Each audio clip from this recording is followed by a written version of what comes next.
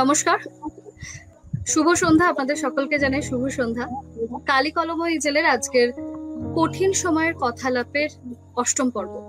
এবং আজকে যে বিষয় নিয়ে আমরা কথা বলবো, বা আজকে যাদের সাথে আমরা কথা বলবো তাদের সঙ্গে আমরা পরিচয় করাবো এবং বিষয় নিয়ে কথা বলবো। কিন্তু একদম বিষয় নিয়ে কথা বলার শুরুতে একটু ছোট করে বলে নিতে চাই যে কালি কলম ইজেল দীর্ঘ সময় ধরেই থিয়েটার নিয়ে পত্রিকার দিক থেকে কাজকর্ম করে চলেছে এবং তৃতীয় ধারা থিয়েটার নিয়ে মূলত। সেক্ষেত্রে তৃতীয় ধারা থিয়েটারের যে রাজনীতি, সেটা নিয়ে আমাদের একটি সংখ্যা আছে, উক্ত থিয়েটারের রাজনীতি এবং বাদল সরকারের থিয়েটারের ভাষা আমরা প্রকাশ করেছি। এবং এছাড়াও আমাদের চতুর্থ সংখ্যায় তৃতীয় ধারা থিয়েটার নিয়ে বেশ কিছু আলোচনা আছে।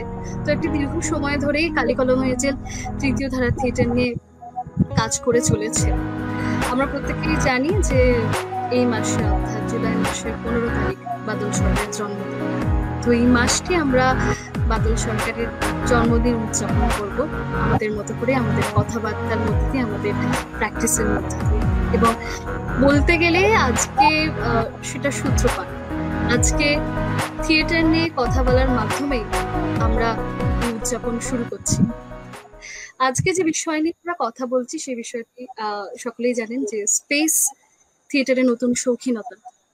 এবং আমাদের সঙ্গে আজকে আমাদের বক্তাদের পেয়ে গেছি যারা আমাদের অত্যন্ত কাছের মানুষ। আমাদের সঙ্গে আছেন অঙ্কুর দা, আমাদের প্রথম বক্তা।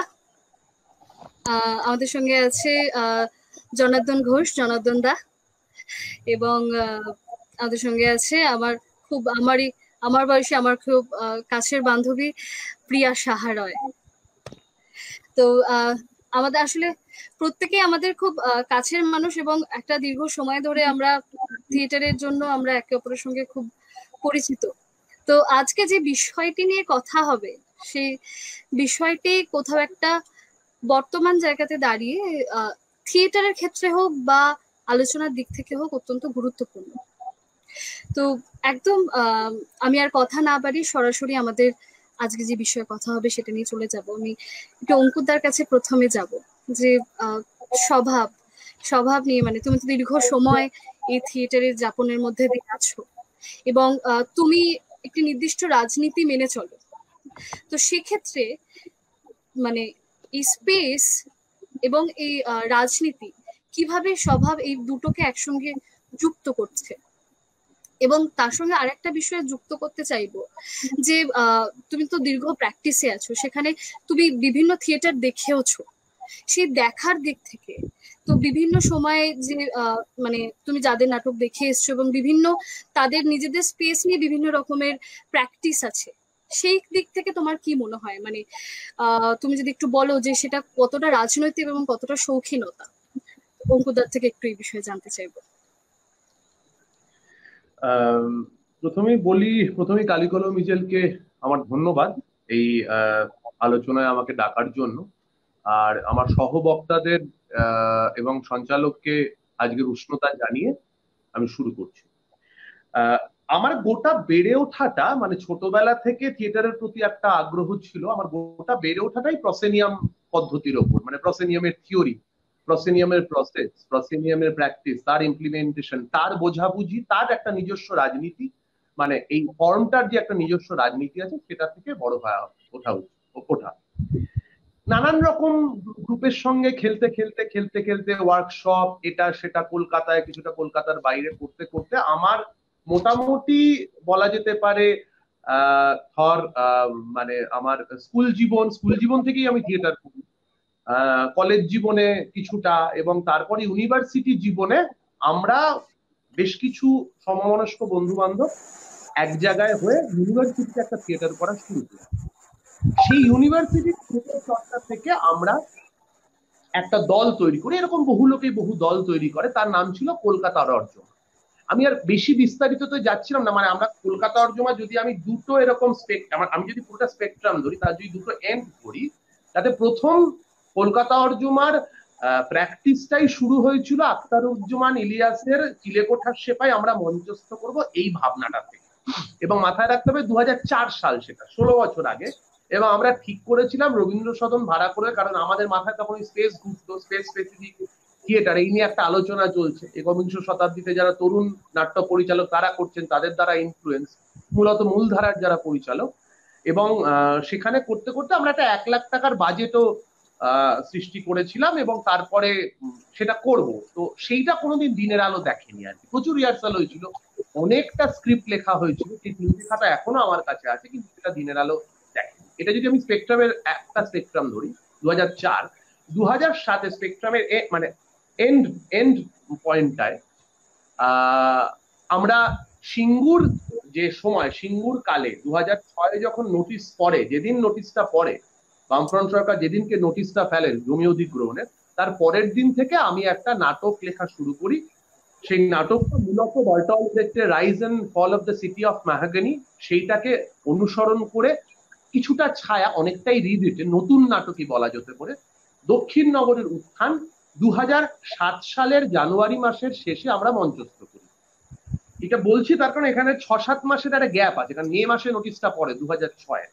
আমরা তখন প্রায় এই 7 মাসের নিবিড় রিহার্সাল, প্রায় 11টা স্টেজ রিহার্সাল দিই। তখন তখন আমাদের পকেটের পয়সা খরচ করে 40,000 টাকা আমরা খরচ করি উইদাউট এনি গ্রান্ট।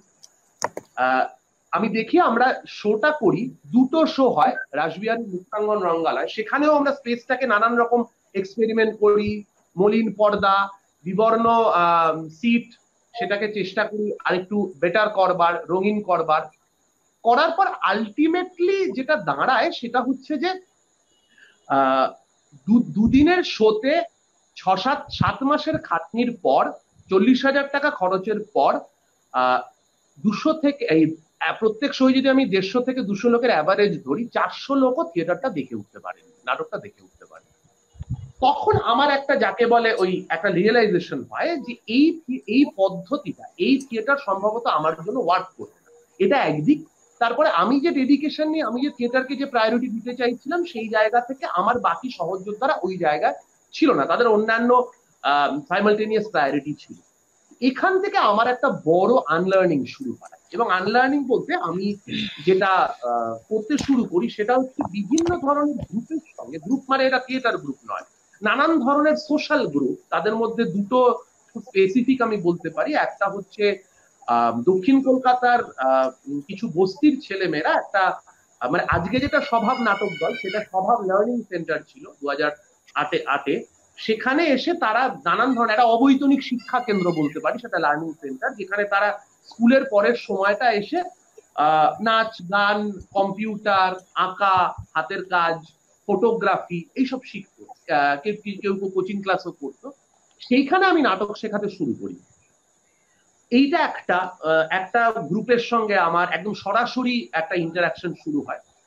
একেবারেই যদি বলা যায় একটা সমাজের তলার দিককার মানুষ, তাদের বেঁচে থাকা, তাদের ওঠা বসা, রোজনামচাটা, আমার বেঁচে থাকা, আমার ওঠানামা, বা যাদের সঙ্গে এতদিন আমি থিয়েটার করে এসেছিলাম তাদের থেকে আলাদা। আর আরেকটা আমার পাশাপাশি চলতে থাকে হাতিবাগান অঞ্চলে Kolkata network for HIV positive বলে একটা সংস্থা ছিল।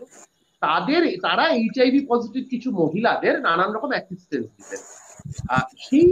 সেই মহিলাদের সঙ্গে কিছু পুরুষ ছিলেন, কিন্তু অধিকাংশটা মহিলা, বিবাহিতা মহিলা, নিম্নবিত্ত, নিম্ন মধ্যবিত্ত, মানে খুব শিক্ষিত, কোট আনকোট প্রোগ্রেসিভ এই এই এই আলোকবৃত্তের মানুষ নন। তাদের সঙ্গে আমি কাজ করা শুরু করি, এবং কাজ করতে করতে আমি যেটা রিয়েলাইজ করি, যে স্পেসে আমি তাদের সঙ্গে ঢুকতে শুরু করি, যে আমার এতদিনকার শেখাশেখি, আমার এতদিনকার অ্যাজাম্পশন, আমার এতদিনকার ট্রেনিং সবটা ওয়ার্ক করছে না। মানে 30% হয়তো ওয়ার্ক করছে, ম্যাক্সিমামটাই ওয়ার্ক করছে না। আমি নিজেকে এখান থেকে আমার একটা বড় আনলার্নিং, একটা ভাঙা শুরু হয়। আমার নিজের অ্যাজাম্পশনস, আমার নিজের লার্নিং, তাকে প্রশ্ন করা শুরু হয়। আমি আমার মতো করে প্রথম যেটা করি, এই অভিনেতাদের শরীর, যে স্পেসে তারা আসছেন, তাদের সেটাকে পর্যবেক্ষণ করতে শুরু করি, স্টাডি করতে শুরু করি, তাদের মনকে স্টাডি করতে শুরু করি, তাদের যে বিহেভিয়ার, তাদের যে বডি ল্যাঙ্গুয়েজ, সেটা স্টাডি করতে শুরু করি, এবং তাদের শ্রেণী অবস্থান, ব্যক্তি অবস্থান, সামাজিক অবস্থান, তারা কি ভাবেন, বলেন, করেন, তাদের কিসে বিনোদিত হন, কিসে আনন্দ পান, কিসে দুঃখ পান, কিভাবে আনন্দিত হন, কিভাবে দুঃখিত হন, সেইটা আমি একরকমের করতে শুরু করি, স্টাডি করতে শুরু করি। এবং তার নিরিখে আমি আমার নতুন এক ধরনের set of exercise, set of activities, set of বলা যেতে পারে এন্ট্রি ইনটু দ্য স্পেস, তার জন্য যা যা টেকনিক তরিকা দরকার সেটা আমি ম্যানুফ্যাকচার করতে শুরু করি। এবং এইটা করতে করতে স্বভাব লার্নিং সেন্টার আস্তে আস্তে স্বভাব নাটক দল হয়ে ওঠে। বেশ কিছু মানুষজন আসেন, নন প্রসেনিয়াম স্পেসে আমি নাটক বাঁধা শুরু করি। আজকে স্বভাব নাটক দল কিছুটা ফাংশনাল, কখনো ফাংশনাল নয়, সেটা আরো বিস্তারিত কখনো আজকে সুযোগ হলে আমি বলবো কেন ফাংশনাল না আজকে ভাবছি। তবে আজকের যে নাটকের আমার বাঁধাবাঁধি, যখন নাটক আমি লিখতে শুরু করি বা বাঁধতে শুরু করি, সেটা কিন্তু আমার নন প্রসেনিয়াম স্পেস মাথায় রেখেই হয়। আমি শুধু একটা কথাই এই পার্টিকুলার বিষয়ে আমি ওই পরের তোর বিষয়টাতে যাওয়ার আগে বলবো যে আমাদের যে শেষ নাটক মধুসূদন দাদা, আমি ঘটনাচক্রে সেটা দলের নামে করিনি, আমি একাই করে বেরিয়েছি।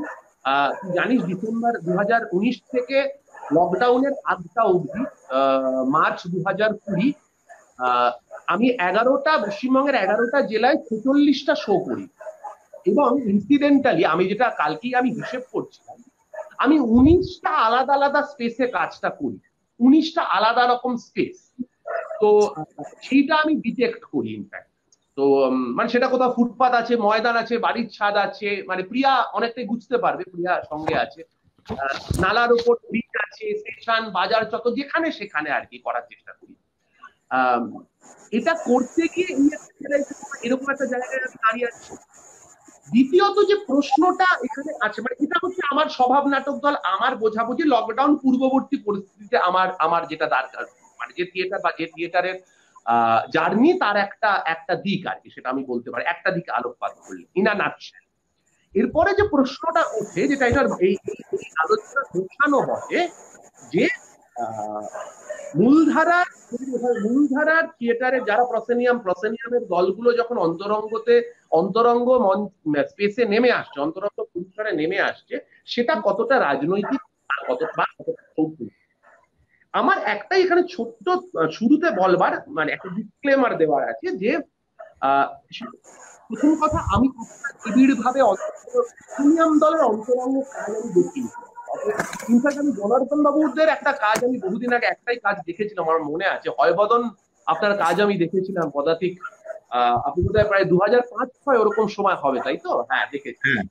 তো ওই সময় আমার মনে আছে, তখনও অন্তরঙ্গ স্পেস এই কথাটা তো জল হয়নি, এবং তার আগে পরে আমার মনে হচ্ছে সুমন মুখোপাধ্যায় কাঙাল মালসাত করেছিলেন, তাই তো? হ্যাঁ, আমার মনে আছে। হ্যাঁ, তো এইটা করতে গিয়ে যেটা আমার বলবার, সেটা হচ্ছে যে ঠিকই যে তারা যে প্র্যাকটিসটা করেন, তারা তাদের মতো করে করেন, কিন্তু সেটা মানে সেটা জাজ করার জন্য যতটা ইকুইপ থাকা দরকার, মানে দেখার অর্থে ততটা আমি নই, কারণ আমি দেখিনি প্রোডাকশন। আর একটা কথা, সেটা হচ্ছে যে এই কেন আমি শৌখিনতার টার্মটা আমার ক্ষেত্রে একটু মনে হচ্ছে যে এই টার্মটার সঙ্গে আমি পুরোপুরি একমত নই, তার কারণটাও আমি ব্যাখ্যা করছি।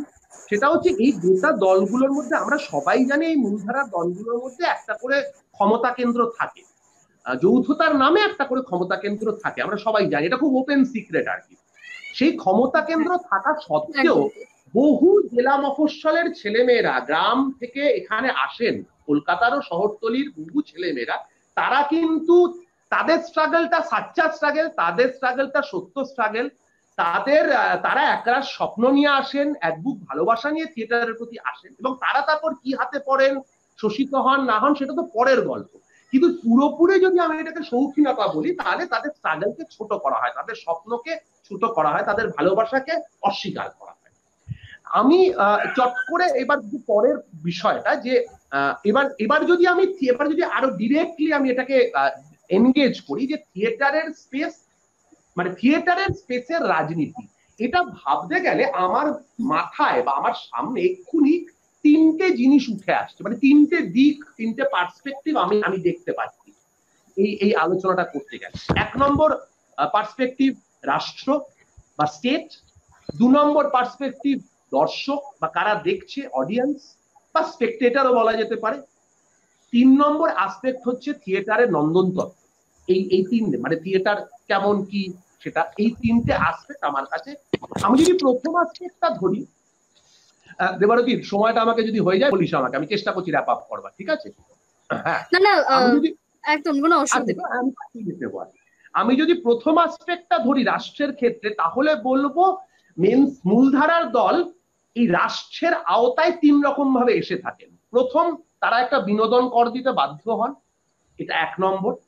2 নম্বর, তারা যে থিয়েটারটা করেন, তারা যে প্রযোজনাটা করেন, তার যে আড়ম্বর, তার যে জাঁকজমক, তার যে বাহুল্য, তার জন্য তাদের কাছে, তাদের রাষ্ট্রের কাছে হাত পাততেই হয়। অনুদান হয় রাষ্ট্রের কাছে সরাসরি, নয়তো রাষ্ট্রপোষিত সংস্থার কাছে সরাসরি। কেন রাষ্ট্রের কাছে সরাসরি বললাম, এরও একটা ব্যাখ্যা আছে, আমি এক্ষুনি ডিটেলে যাচ্ছি না। 3 নম্বর হচ্ছে রাষ্ট্রের আওতায় আসা মানে রাষ্ট্র যখন জানছে যে অমুক জায়গায় অমুক মঞ্চে অমুক দলটা অমুক নাটক করছে, তখন আমি কিন্তু দল হিসেবে আমার চর্চা কিন্তু রাষ্ট্রের সার্ভেলেন্স বা নজরদারির আওতায় চলে আসছে। এবং এখানে ওই প্রশ্নটা ওঠে যে আমি রাষ্ট্রের অনুদান নিয়ে, রাষ্ট্রকে বিনোদন কর দিয়ে, এবং রাষ্ট্রের সবচেয়ে বড় কথা, এই দুটো খুব ইম্পর্টেন্ট নয়, এই দুটো মরালি ইম্পর্টেন্ট হলে আমার কাছে ইম্পর্টেন্ট না, কিন্তু রাষ্ট্রের নজরদারির আওতায় এসে যেখানে রাষ্ট্র নজর রাখছে। কারণ আমাদের পশ্চিমবঙ্গেই এ ধরনের প্রচুর ইনস্টেন্সেস আছে যেখানে রাষ্ট্রের বিরুদ্ধে কথা বলা হয়েছে, সেই শো বন্ধ করে দেওয়া হয়েছে। সেরকম বহু ইনস্টেন্স কিন্তু 2000-এর পরে প্রথম দশকে আছে। একাধিক প্রযোজনা, একটা প্রযোজনা নয়, সিনেমা তো আছেই। আমি বলতে চাইছি আজকের দিনে দাঁড়িয়ে কতটা ওই ওই এই দুটো করে রাষ্ট্রের বিরুদ্ধে, রাষ্ট্র যদি বেচাল করে, রাষ্ট্র যদি কুশাসন করে, রাষ্ট্র যদি দুর্নীতিগ্রস্ত হয়, রাষ্ট্র যদি কুনীতি নামিয়ে আনে, বা রাষ্ট্র যদি দমন নামিয়ে আনে, অপশাসন করে, তার বিরুদ্ধে আমি কতটা কথা বলতে পারছি, এই প্রশ্নটা ওঠে। এবার রাষ্ট্রের আসপেক্টে আমরা যারা তৃতীয় ধারার মূলত কাজ করি তাদের কথা যদি বলি, আমরা রাষ্ট্রকে যা এড়িয়ে যাই এই বিষয়ে, রাষ্ট্রের আওতাতেই নেই। রাষ্ট্র তাকে বিনোদন কর দিই না, অথবা রাষ্ট্র কাছে রেজিস্টার্ড নয়, তাকে আমরা আমাদের অনুদান দিতে লাগে না, এবং তৃতীয়ত আমরা সেই নজরদারির মধ্যে নেই। রাষ্ট্র আমরা কি নাটক করব সেটা ঠিক করে দিতে পারে না, যতক্ষণ আমার সঙ্গে দর্শকের বা উদ্যোক্তাদের এক ধরনের একটা আন্ডারস্ট্যান্ডিং আছে, এক ধরনের একটা সখ্য রয়েছে, বন্ধুত্ব রয়েছে। আমরা একে অপরের মানে আমি দর্শকের সেন্টিমেন্টকে হার্ট না করে, আমি যদি অনেক ইন্টেন্স বিষয় বা ইন্টেন্স প্রযোজনা করতে পারি, তাহলে কিন্তু সেটা আমার মুন্সিয়ানা বা আমার দর্শকের সঙ্গে সংলাপের উপর বা সক্ষতার উপর নির্ভর করে, বা বোঝাবুঝির উপর নির্ভর করে। এটা রাষ্ট্রের দিক গেল। শেষ কথাটা রাষ্ট্রের ক্ষেত্রে আমার যেটা বলবার, যে মূলত আমাদের থিয়েটার, তৃতীয় ধারার থিয়েটার, থিয়েটার রাষ্ট্রের স্থিতাবস্থাকে যেভাবে চ্যালেঞ্জ করতে পারে স্বাভাবিক প্র্যাকটিসের মধ্যে দিয়ে, মূলধারার থিয়েটার কতটা করতে পারে সেই নিয়ে আমার একটু কিন্তু আছে। দ্বিতীয় যে অ্যাসপেক্টটা আমি বলছিলাম সেটা হচ্ছে দর্শক। আজকে মূলধারার থিয়েটার দল খুব পরিষ্কার অর্থে, এমনি থিয়েটারের দর্শক কমেছে, ওপেন, এটাও একটা ওপেন সিক্রেট, থিয়েটারের দর্শক কমেছে। মূলধারার থিয়েটার দল একটা নির্দিষ্ট সংখ্যক শিক্ষিত, মধ্যজীবী, মধ্যবিত্ত শ্রেণীর মধ্যে পৌঁছতে পারে, এবং খুব ছোট্ট অংশ, আমি বলছি না আপামর মধ্যবিত্ত শিক্ষিতের মধ্যে পৌঁছে, খুব ছোট অংশ, এবং তাদের মধ্যে একটা বড় অংশ যারা থিয়েটারের সঙ্গে কোনো না কোনো ভাবে যুক্ত। মানে আমার থিয়েটার তুই দেখছিস, তোর থিয়েটার প্রিয়া দেখছে, প্রিয়া থিয়েটার জনার্দন, এইভাবে চলে। এবং এছাড়াও একটা ডেডিকেটেড থিয়েটারের দর্শক আছে, আমি সেটাকে অস্বীকার করছি না, কিন্তু এই একটা ছোট্ট বিষয়। সেইখানে দাঁড়িয়ে আমি যদি পরে কেন এটা হচ্ছে সেটার আমি পরে একটা ডিটেল করবো। আমি যদি দ্বিতীয় পয়েন্টটাতে যাই, আমরা যারা থিয়েটারটা করছি, আমি কিন্তু সরাসরি আমার নাটকটা নিয়ে একেবারে, যদি কলকাতাতেও করি, কলকাতার যে কর্মচারী শ্রেণী, ধরা যাক দোকানে যে লোকটি কাজ করে, একটা মিষ্টির দোকানে, কি একটা খাবারের দোকানে, কি একটা ফাস্টফুডের দোকানে, কি একটা শাড়ির দোকানে, কি একটা গার্মেন্ট শপে যে লোকটি, বা একটি মলে যে ছেলেটি বা মেয়েটি গ্রাম মফস্বল থেকে এসে সে যে কাজটা করে, আমি তার কাছে সরাসরি পৌঁছচ্ছি। আমি পৌঁছচ্ছি সেই উবের চালকের কাছে, সেই জোম্যাটো যে ফেরি করে, যে সুইগির খাবার ফেরি করে, সেই চালকের কাছে। কারণ সেই চালকটির দৈনিক আয় কিন্তু আর 200 থেকে 300-র বেশি নয়, 8 ঘন্টা খেটেও। এবং তুই যদি একই সঙ্গে আমরা কম্পেয়ার করি, আজকে দাঁড়িয়ে গ্রাম বাংলার, আমি মনরেগার যে স্কিম তার নিরিখে বলছি, চলতি দৈনিক রোজগার হচ্ছে 204 টাকার বেশি নয়, কোথাও কিছু বেশি, কোথাও কিছু কম। এছাড়া 150 টাকা হচ্ছে সাধারণ মজুরি, একটা ক্ষেত মজুরি হচ্ছে 150 টাকা, কিছু খোরাকি সহ। এবার যদি এই যে পরিবার, এই যে কর্মচারী, এই যে ক্ষেতজীব, এই যে ক্ষেত মজুরের পরিবার, বা এই যে মানে শ্রমিক শ্রেণীর পরিবার, তার পরিবারে গড়পড়তা পশ্চিমবঙ্গে 5 জন সদস্য থাকে, 4 থেকে 5 জন, তাদের কাছাকাছিও সদনে বা ভবনে বা মঞ্চে বা সেন্টারে যদি নাটক দেখতে হয়, আসতে হয়, আমাকে ধরেই নিতে হবে তার 500 টাকা খরচ, 400 থেকে 500 টাকা টিফিন খরচ, যাতায়াত খরচ আলাদা। আমি যদি ধরে নিই 60 টাকাও, যদি কিছু কিছু প্লেয়ারও বেটার বলতে পারবে, আমি কালকে খোঁজ নিচ্ছিলাম, মফস্বলেও কিন্তু যে নাটকের স্পেস, তাতে 60 টাকা মিনিমাম রেট। পশ্চিমবঙ্গে তো মানে কলকাতাতে তো 100 টাকা, আমি সেটা ধরে নিচ্ছি। তো তার পক্ষে যার 200 থেকে 250 টাকা রোজগার দৈনিক, তার পক্ষে কি এভাবে গোটা পরিবারকে নিয়ে এসে 300, 400, 500 টাকা খরচ করে দেখা সম্ভব? আমি জানি না। আমরা এই কর্মচারী শ্রেণীর কাছে, এই মেহনতজীবীর কাছে পৌঁছতে পারি, প্রশ্ন উঠতে পারে, তাদের কাছে পৌঁছচ্ছি হয়তো, কিন্তু কতটা তাদেরকে আমাদের থিয়েটারে আনতে পারছি বা আমাদের প্রযোজনায় আনতে পারছি, সেটা তো কাল বলবে, দর্শক বলবে, তারা বলবে। কিন্তু ফিজিক্যালি আমাদের অভিলাষ, আমরা আমাদের নাটকটা নিয়ে তাদের কাছে পৌঁছচ্ছি, এটা 2 নম্বর। Last but not the least, 3 নম্বর যে পয়েন্টটা, থিয়েটারের নন্দনতত্ত্ব। আমি খুব শর্টে বলছি। প্রসেনিয়ামে মানে এখানে একটা খুব সরাসরি রাজনীতি আছে, আমি খুব মানে খুব ডিটেলে যাওয়ার সুযোগ হলে আমি যাব। সেটা হচ্ছে আমাদের বাংলা নাটকের ইতিহাস, বাংলা থিয়েটারের ইতিহাস বলা হয় 200 বছর, 225 বছরে। মানে আমরা যবে থেকে ভাবছি তবে, মানে লেবেদফের সাসুসি থিয়েটার 1795 থেকে ধরলে 225 বছরের একটা মোটামুটি ইতিহাস। এইটা খুব ডিমিনিং এই অর্থে, তাহলে তার আগের যে গোটা বাংলার পারফরমেন্সের ইতিহাস, গোটা বাংলার নাটকের ইতিহাস, গোটা বাংলার যে যাত্রার ইতিহাস, তাকে সরাসরি অস্বীকার করা হয়। এবং এটা কিন্তু বহু ইউনিভার্সিটির কোর্সেও এই জিনিসটা অনুমোদন পেয়ে যায়। অতএব এখানে ডিটেলে বলার থাকলে আমি বলবো পরে। এই জায়গায় দাঁড়িয়ে আমার যেটা বলবার, এবং এরা এই গোটা জিনিসটা দাঁড়িয়ে থাকে একটা নির্দিষ্ট নন্দন তত্ত্বের উপর, মানে আমি একটা নির্দিষ্ট অভিনয় রীতি ফলো করে একটা নির্দিষ্ট চৌখুপ্পির মধ্যে বেশ কিছু সেট, এক ধরনের লাইট, এক ধরনের মিউজিক এবং এক ধরনের অডিটোরিয়ামের মধ্যে যে নাটকটা সংগঠিত করতে পারবো, সেটাই জানো বা একমাত্র থিয়েটার। আমি বলবো সেটা বুর্জোয়া থিয়েটার, সেটা নান্দনিকতাটা বুর্জোয়া নান্দনিকতা, এলিটিস্ট এস্থেটিক্স।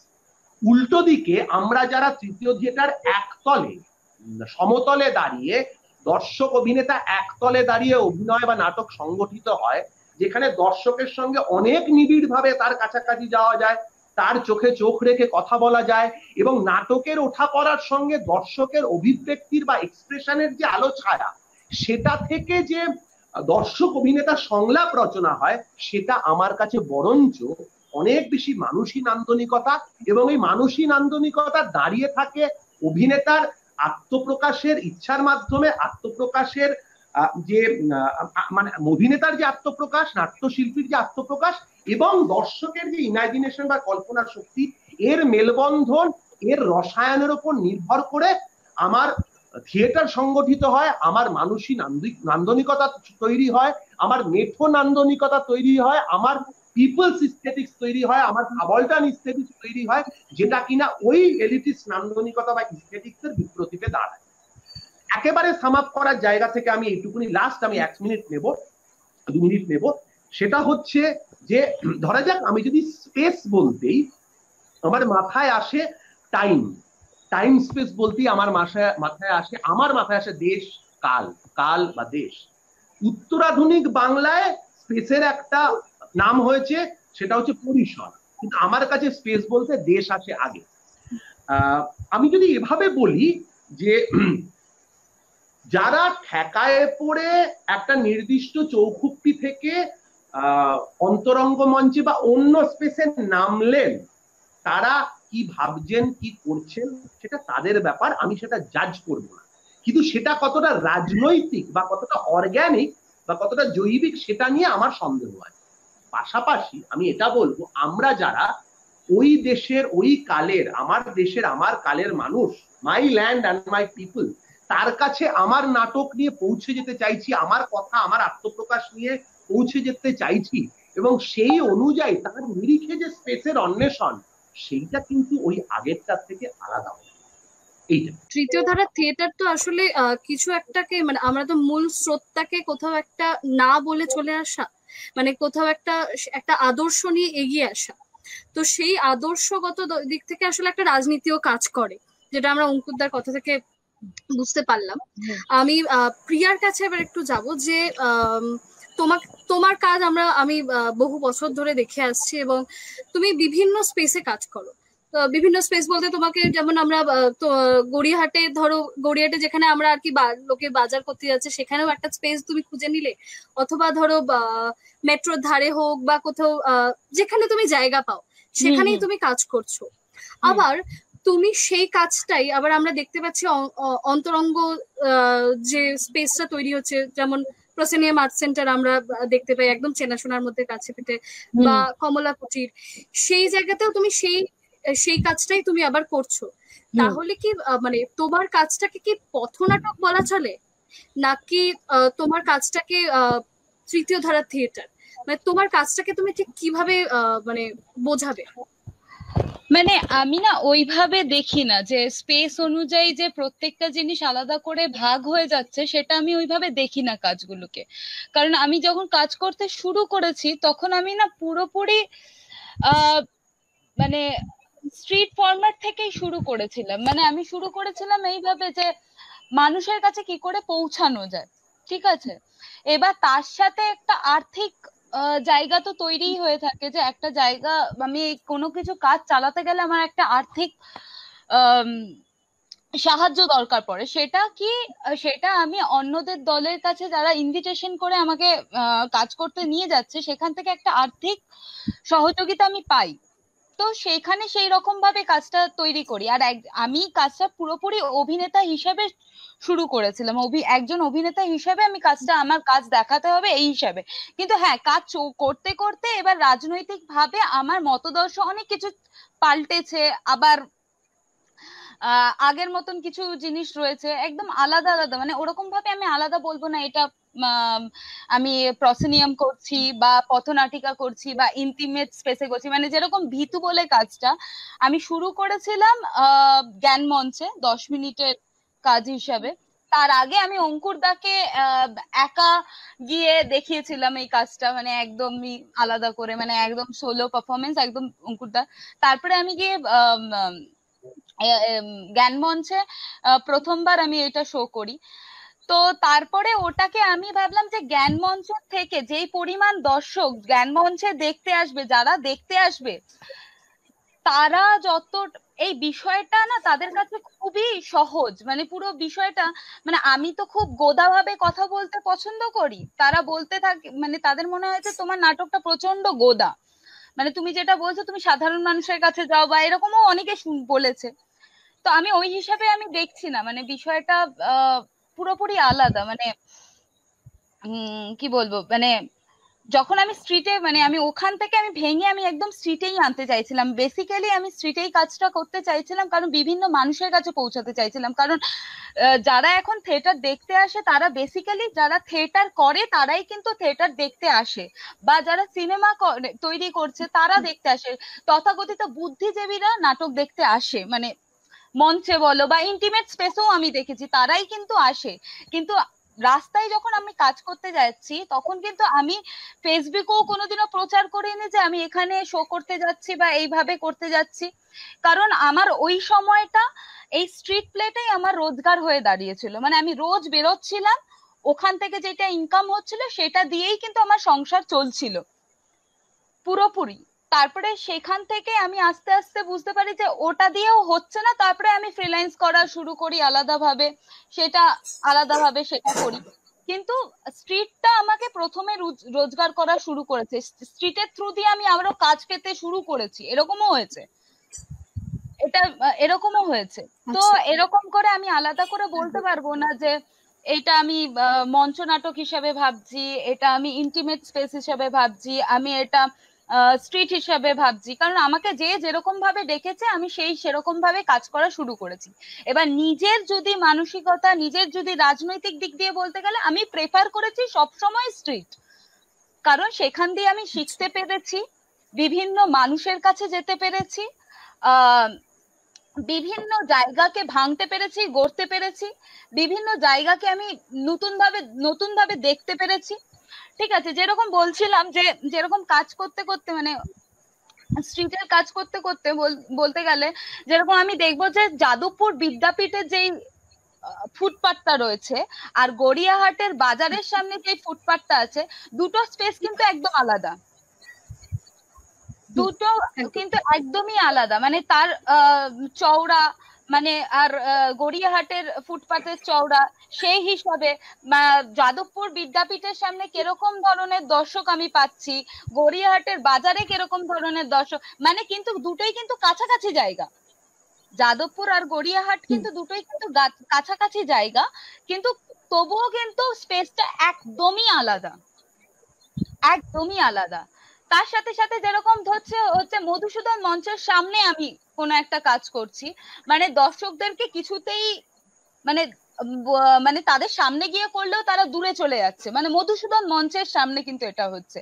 তো তখন কি করছে, তখন কিভাবে কাজটাকে আমি মানে এগিয়ে নিয়ে যাচ্ছি, মানে আমাকে একটুখানি ধরিয়ে দিও, মানে আমি যদি মানে ওরকম করলে তোমার যদি মনে হয় নিশ্চয়ই নিশ্চয়ই ঠিক আছে। তো এই হিসাবে আমি মানে এই হিসাবে দেখেছি যে এই মধুসূদন মঞ্চে যখন সামনে করছি তখনও কিন্তু দর্শকরা দূরে দূরে রয়েছে, তখন কিভাবে স্পেসটাকে আমি কাজে করছি, কারণ আমি ওই হিসাবে ভাবিনি যে এটা আমি মঞ্চ করব বা ইন্টিমেট করব বা আমি স্ট্রিট করব, কারণ আমার সেই অভিজ্ঞতাটা নেই, মানে আমি সেই পরিমাণের মঞ্চ করিনি আগে, সেই পরিমাণের ইন্টিমেট করিনি আগে, বা সেই পরিমাণের আমি রাস্তায় আমি যে নিজে যখন কাজ করতে শুরু করলাম সেইভাবে করতে শুরু করেছি। মানে আর এই যে দর্শকের কাছে আসার যে বিষয়টা আছে, মানে এই যে কি করে দর্শকের কাছে পৌঁছে যাওয়া যায়, আমি স্ট্রিট ফরম্যাট বা পথনাটিকায় পুরো জিনিসটা আমি কিছু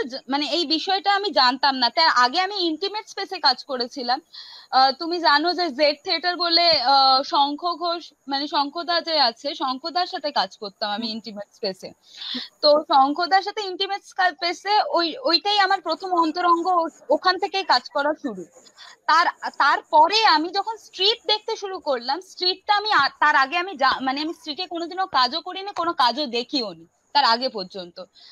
অঙ্কুরদার কাছেই কিন্তু আমি প্রথমবার দেখেছি যে স্ট্রিটে বিশ্বকর্মা বলে অঙ্কুরদার একটা প্রোডাকশন আছে, সেটা আমি প্রথম দেখি, আর সেটা আমার মনে হয় যে আমার এরকম ভাবে কাজ করা উচিত। তো অঙ্কুরদার সাথে আমার আগে একটা কাজ করার কথা ছিল, মানে সেটা হয়নি কোনো কারণে, সেরকম ভাবে অঙ্কুরদার সাথে খুবই চেয়েছিলাম যে কাজ করার, কিন্তু সেটা কোনো রকম করেই হয়নি। তারপরে আমার বন্ধু একজন আছে, তার সাথে হোয়াইট ওয়াশ বলে একটা দল করেছিলাম আমরা। তো সেখানেও মানে কিছুদিন দুজন একসাথে কাজ করতে করতে দুজনই মূলত আমরা ওরকম স্ট্রিটে করা শুরু করেছিলাম। তো অঙ্কুরদার মতনই কাজ করবো ওরকম ভেবেই, মানে যেরকম হয় সেই সময়, তো ওরকম ভাবে করা শুরু করেছিলাম। করার পরে যে আমার মানে ওই বন্ধু বান্ধবের যা হয় মতদর্শ মেলে না, মানে ও যেরকম ভাবে জিনিসটাকে ভাবছে, মানে আমি যেরকম হচ্ছে যে না আমাকে এখনই প্রসিনিয়ামে গিয়ে কাজ করতে হবে বা আমাকে এখনই অন্তরঙ্গ ভাবে গিয়ে কাজ মানে অন্তরঙ্গ থিয়েটারে কাজ করতে হবে, এইভাবে আমি ভাবিনি। মানে আমার ভেবে মনে হয়েছে যে আমার এই সময় এই কাজটা রাস্তায় করা উচিত, আমি এই কাজটা রাস্তায় করব। এখন যে কাজটা করছে বন্ধু না শত্রু, সেটা আমি মনে করি যে আমি ওটা রাস্তায় করব না, ওটা আমি ইন্টিমেটেই করব। কারণ আমার মনে হয়েছে দুটো কাজের কিন্তু দুটো তফাৎ আছে, মানে একটা স্ট্রিটে করার একটা বিষয় আছে যে এই কাজ করছি সেটার একটা রাজনীতি থাকে, আরেকটা বন্ধু নয় শত্রু আমি কিরকম দর্শকের কাছে বিষয়টা পৌঁছাতে চাইছি সেটার উপরেও কিন্তু ডিপেন্ড করে যে আমি কাজটাকে কিভাবে কোন জায়গায় নিয়ে যাব।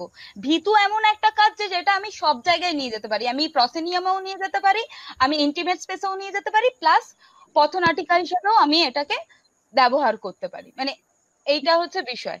তো দর্শকের কাছে যাওয়াটা আমার কাছে ওই বিষয়টাই আসছে ঘুরে ফিরে যে কি বলে সাধারণ মানুষের কাছে, সাধারণ মানুষ বলতে যাদের কাছে একেবারে সময় নেই যে নাটক দেখতে আসবে হলে গিয়ে, যে যারা কর্পোরেটেও কাজ করে, যারা হচ্ছে অফিসেও কাজ করে, বা যারা মানে প্রত্যেকদিন কলকাতায় আসে কাজ করতে, মানে আমার এই এক্সপিরিয়েন্সটাও আছে যে ভোরবেলায় 6:30টার সময় আমি যাদবপুর স্টেশনের বাইরে ওয়েট করেছি, তারা আসবে, আমি সেখানে নাটক করব, তারা দেখবে, তারপরে চলে যাবে। এইভাবেও কিন্তু আমি স্টেশনে গিয়েও এরকম ভাবেও কাজ করেছি, মানে ওই দর্শকের কাছে পৌঁছানোর জন্য সেইভাবেও কাজ করেছি। শুধু ভোরবেলাও করেছি, রাতেও করেছি, বিকেলেও করেছি, দুপুরেও করেছি। মানে এইটাও কিন্তু স্পেসের সাথে, টাইমের সাথে, দর্শকের হিসাবেও কিন্তু স্পেস গুলো পাল্টে যেতে থাকে। মানে ওই চিন্তা ভাবনা হিসাবেই কিন্তু আমি দর্শকের সাথে, মানে দর্শকের কাছে পৌঁছাবো বলেই কিন্তু আমি পথে কাজ করা শুরু করেছিলাম। মানে আমার কাছে আমার যাতে বক্তব্যগুলো সাধারণ মানুষের কাছে পৌঁছে যায়, সেই জন্যই কিন্তু আমি পথনাটিকা হিসেবে কাজ করতে শুরু করেছি। আর পথনাটিকায় আমার মানে আমার ভালো লাগে, সব থেকে বেশি পথনাটিকা করতেই আমার বেশি ভালো লাগে। মানে এত সামনে ইন্টারঅ্যাক্ট করতে পারি, যখন কোনো দর্শক 50 টাকা আছে তার কাছে, সে আমাকে এসে বলছে তোমাকে 30 টাকা দিচ্ছি, আমি 20 টাকা বাড়ি ভাড়া, মানে আমি গাড়িতে যে যাব তার জন্য আমি রাখছি, আর 30 টাকা আমি তোমাকে দিলাম। এইটা আমার কাছে না বড় পাওনা। এরকম একটা এক্সপিরিয়েন্স নয়, অনেক রকমের এরকম এক্সপিরিয়েন্স আছে। যেরকম ভাঙুরে ভীতু নাটকটা যারা দেখেছে তাদের ভাঙুরে গিয়ে হয়েছে যে কারোর হয়তো নাটকটা ভালোই লাগেনি, ঠিক আছে, কিন্তু এরকম এমন একটা দর্শক আমাকে এসে বলেছে দিদি আপনি যেইভাবে বললেন আমি তো এইভাবে কোনোদিনও ভেবে দেখিনি, আপনি যে বিষয়টা বললেন এইভাবে তো আমি কোনোদিন ভেবে দেখিনি। এইটা একটা কাজ করেছে যে মানুষের কাছে কিভাবে পৌঁছে যাওয়া যায়, এটাই হচ্ছে বিষয়। তোমার কথার প্রেক্ষিতে আমি জাস্ট একটু মানে সাম আপ করার আগে আমি জাস্ট তোমার কথার প্রেক্ষিতে একটু ধরি, একটু একটা কথা আমার মনে এলো, সেটা হলো যে তার মানে তুমি মানে যখন প্রসেনিয়াম থিয়েটার ভেঙে যে নন প্রসেনিয়াম থিয়েটার বা অন্তরঙ্গ থিয়েটার শুরু হলো, মানে আমি একদম নির্ধারণ করে বলছি তৃতীয় ধারা থিয়েটার শুরু হলো, সেটা তো একটা নির্দিষ্ট আদর্শ আছে। আমি সেই আদর্শটা ডিটেলসে আমি না গেলেও তার একটা বড় কারণ ছিল যে আরো মানুষের কাছে পৌঁছে যাওয়া, আরো মানুষের কাছে পৌঁছানো যাচ্ছিল না প্রসেনিয়াম থিয়েটারের মধ্য দিয়ে। তো সেখানে কি তোমার মনে হচ্ছে যে তুমি যেটা বললে যে তুমি আরো পথনাটক বেশি প্রেফার করো কারণ পথনাটক আরো বেশি মানুষের কাছে পৌঁছে যায়, তাহলে কি কোথাও মানে তৃতীয় ধারার থিয়েটারও কি মানুষের কাছে পৌঁছে যাওয়াতে কোথাও একটা পিছিয়ে আছে পথনাটকের থেকে? মানে কোথাও কি তৃতীয় ধারার থিয়েটারেও একটা বাধা থাকছে? আমার তো মনে হয় হ্যাঁ থাকছে। আমি যেরকম ধরনের কাজ দেখে এসেছি আমার সেখানে মনে হয়েছে একটা ইন্টারঅ্যাক্ট করাতে একটা বাধা আছে। মানে লোকেরা সহজে এই মুহূর্তে যেতে চায় না ইন্টিমেট স্পেসে, মানে কাজ করতে, বিশেষ করে সাধারণ মানুষরা। মানে আমি দেখেছি ইন্টিমেট স্পেসে, মানে তুমিও জানো, তুমিও তো কাজ করেছো, তুমিও এটা ভালো করে জানো যে অঙ্কুর দাও জানে, জনার্দন দাও জানে যে আমাদের জানাশোনায় যেটা বলছিলাম যে আমরা নিজেরা জানি যে আমরা যেই দর্শককে ডাকি তারা কিন্তু আমাদের নিজেদের বন্ধু বান্ধবী। মানে আমরা আমাদের আরেকটা দল তাদেরকে আমরা ডাকলাম, তারাই কিন্তু এসে দেখছে। যেরকম কমলা কুঠিরে আমরা যখন শো করি, প্রসেনিয়াম আর্ট সেন্টারে আমরা যখন শো করি, বা আমরা পদাতিকে যখন আমরা শো করি, মানে আমি এই কটা স্পেসে আমি ইন্টিমেট স্পেসে কাজ করেছি, মানে কলকাতায়। তো সেই জায়গায় আমি দেখেছি যে আমাদের নিজেদের লোকেরাই কিন্তু আসছে, কিন্তু সেই সাধারণ মানুষটা কিন্তু আসছে না, আমরা পৌঁছাতে পারছি না ইন্টিমেটের থ্রু দিয়েও সেই সাধারণ মানুষের কাছে। সেটা কিন্তু পথনাটিকা দিয়েই কিন্তু সম্ভব হচ্ছে, আমি তো এটাই দেখেছি। এবার অন্যদের অন্য মতাদর্শ, মানে তৃতীয় ধারা, তাহলে তোমার মতামত অনুযায়ী তৃতীয় ধারা যেটা ইন্টিমেট স্পেসে হচ্ছে সেটা কোথাও একটা মানুষের কাছে পৌঁছাতে একটু পিছিয়ে থাকছে, যেটা ইন্টিমেট স্পেসে হচ্ছে থাকছে, সেটা ওই প্রসেনিয়ামের প্রসেনিয়ামের মতনই একটু, মানে ওইরকমই একটু পিছিয়ে থাকছে। আমার ক্ষেত্রে তো আমি তাই দেখেছি, আমি যতগুলো নাটক দেখতে যাই আমি সেটাই দেখি।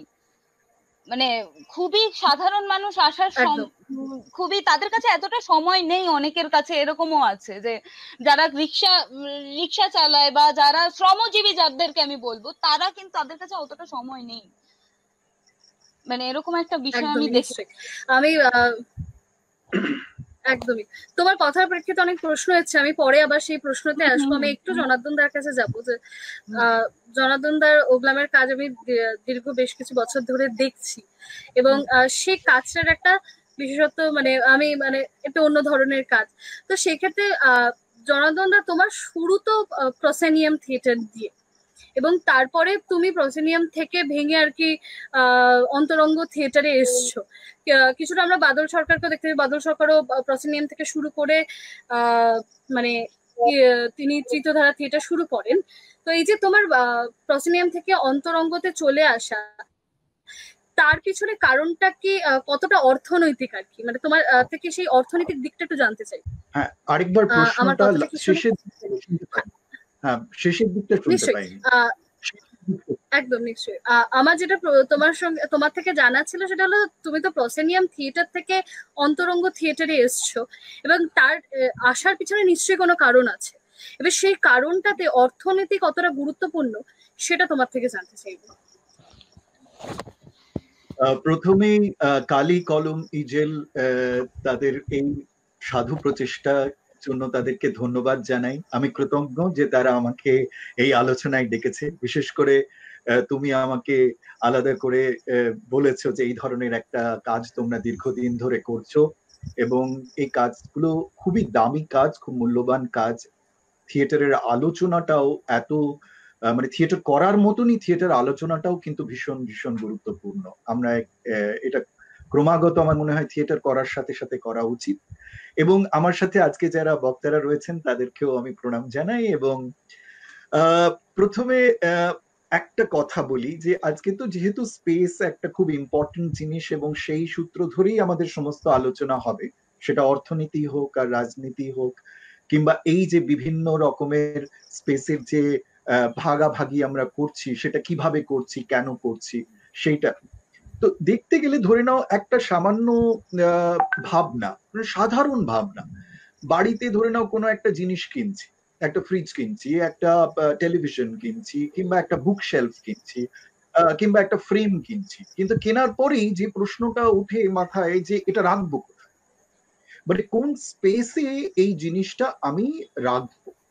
এবং সেই স্পেসটার চয়ন করতে গিয়ে আমাকে কিন্তু অনেক কিছু ভাবতে হচ্ছে। একটা হচ্ছে ওই বস্তুর যে উপযোগিতা, মানে ওই বস্তুটাকে আমি যেটা ব্যবহার করব সেটা ওই স্পেসে রাখলে কি আমি সেটা সঠিকভাবে ব্যবহার করতে পারবো, এটা যেমন একটা দিক। আবার আরেকটা দিকও হচ্ছে যে এই স্পেসে রাখলে বাকি যারা রয়েছে বা অন্য যারা রয়েছে তারা কি এর কাছাকাছি পৌঁছতে পারবে কিনা, অর্থাৎ তারা কি এটা দেখতে পাচ্ছে কিনা। এমন একটা জিনিস আমি সবাইকে দেখাতে চাই। একটা ভালো টেলিভিশন কিনেছি, হ্যাঁ খুব সুন্দর, এমন একটা জায়গায় রাখবো, আমি তো দেখছি টেলিভিশন, কিন্তু বাড়িতে লোকজন বেড়াতে আসলেও যাতে দেখে লোকটার কাছে একটা দামি টেলিভিশন আছে।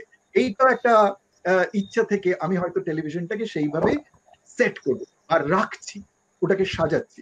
অর্থাৎ স্পেসে আমি অবজেক্টটাকে প্লেস করছি অনেক কিছু মাথায় রেখে। এছাড়া আরো অনেক কিছু রয়েছে। একটা স্পেস কিন্তু একটা অবজেক্টকে অনেক কিছু দেয়, এবং অনেক কিছু দেয় মানে একটা এনার্জি দেয়, একটা পলিটিক্স দেয়, তার একটা সামাজিক পরিচিতি দেয়, তার একটা আইডেন্টিটি দেয়, অনেক কিছু দেয়। সেই জন্য এই স্পেস নিয়ে আলোচনা করতে গিয়ে যেটা আমার সবচেয়ে একটু আমি বলে নিই যে আমি কিভাবে মঞ্চ থেকে এই ধরনের থিয়েটার, আমি যদিও সবসময় এটাকে প্রথম ধারা, দ্বিতীয় ধারা, তৃতীয় ধারা এই ধরনের ধারায় ভাঙতে চাই না, কারণ আমার থিয়েটারের দেখাটা বা করাটাও একটা যেন একটা একটা খুব একটা মিলেমিশে রয়েছে, মানে সেটা কিন্তু আলাদা আলাদা ভাগাভাগি কম্পার্টমেন্টালাইজ করে কিন্তু নেই। আমি যখন আসলে আমি ধানবাদে বড় হয়েছি, সেখানে স্কুল থিয়েটার এবং পাড়ার যেরকম থিয়েটার হয় সেরকম থিয়েটার থেকে, তারপর আমি যখন কলকাতায় আসি সেটা প্রায় 1992-93 সালে যখন আসি, তখন কিন্তু এই ওঠা মানে একটা উঁচু জায়গায় থিয়েটার করাটা থেকেই কিন্তু আমার অভিজ্ঞতা। এবার এই উঁচু জায়গায় থিয়েটার করাটা অনেক সময় প্রসেনিয়াম স্টেজ থিয়েটার, যেটাকে আমরা থিয়েটার বলছি, যেটাকে অডিটোরিয়াম বলছি, সেখানেও যেরকম হচ্ছে, আবার খোলা জায়গায় কোনো একটা উঁচু জায়গায় একটা মাথা তৈরি করে বিরাট বড় খোলা অডিয়েন্স এসে সেখানেও কিন্তু করছে, কিন্তু সেখানে আমার পারফরমেন্সটা একটা উঁচু সাথে আমার সম্পর্ক তৈরি হয়।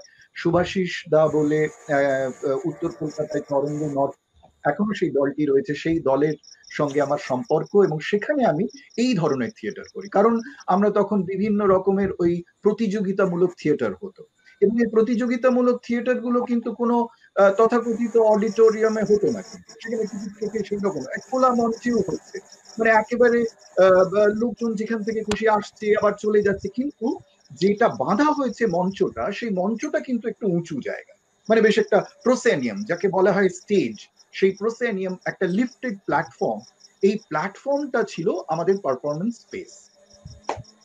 এবং সেই ধরনের থিয়েটারের সাথে পরিচয়, তারপরে আমি অঞ্জন দত্তের সঙ্গে যখন থিয়েটার করি, তখন অঞ্জন দত্তের সঙ্গে থিয়েটার করতে গিয়ে তিনিও প্রোসেনিয়ামে করতেন, কিন্তু প্রোসেনিয়ামটাকে তিনি ওইভাবে একটা ক্লোজড ফ্রেমের মধ্যে দেখতেন না।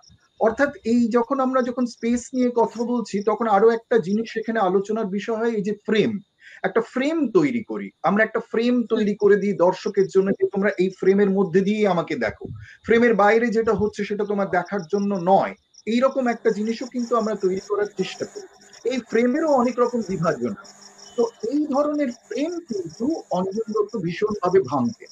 আমরা যখন পাতি প্রেমের গপ্প করছি বা হাইনা মিউলারের নাটক করছি, তখন কিন্তু অনেকটা স্টেজ ভেঙে বেরিয়ে চলে আসা, অনেকটা ব্রেকটিয়ান স্টাইলে, যেরকম অডিয়েন্সের মধ্যে চলে আসা, অডিয়েন্সের সঙ্গে ইন্টারঅ্যাক্ট করা, অডিয়েন্স স্পেসের আলো জ্বলে যাওয়া এবং সেই স্পেসটাকেও ইনক্রোচ করা, এই ধরনের বিভিন্ন রকমের এক্সপেরিমেন্ট অঞ্জনদা করতেন। এবং আমরা যখন ম্যাক্স মিলার ভবনে যখন অঞ্জনদার সঙ্গে রিহার্সাল করছি, অঞ্জনদা তখন গল্প শুনেছি, সেগুলো দেখার সুযোগ হয়নি। একেবারে যেখানে ক্যান্টিন, সেখানে তিনি থিয়েটার করেছেন, সেখানে ওই স্পেসে করছেন। কিন্তু সেই এই যে বিভিন্ন স্পেসের মধ্যে থিয়েটার করার মধ্যে দিয়ে এটা দেখেছি যে প্রত্যেকটা স্পেস কিন্তু এক অন্য ধরনের এনার্জি, একটা অন্য ধরনের বার্তা কিন্তু পৌঁছে দিচ্ছে, performer as well as Spectator দুজনকেই পৌঁছে দিচ্ছে।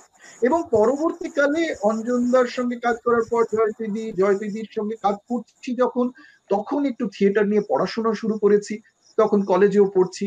কলেজে পড়াকালীন তখন একটু বিভিন্ন রকমের বই, বিভিন্ন বিদেশি লেখকদের বই, ক্রুটোস্কির কথা জানছি, ইউজিনো বারবার কথা জানছি, পিটার ব্রুকের কথা জানছি, পিটার উইলসনের কথা জানছি, রবার্ট উইলসনের কথা জানছি, এবং এদের সমস্ত কাজগুলো কত রকম ভাবে তারা স্পেসকে ট্রিট করছে এটা দেখছি।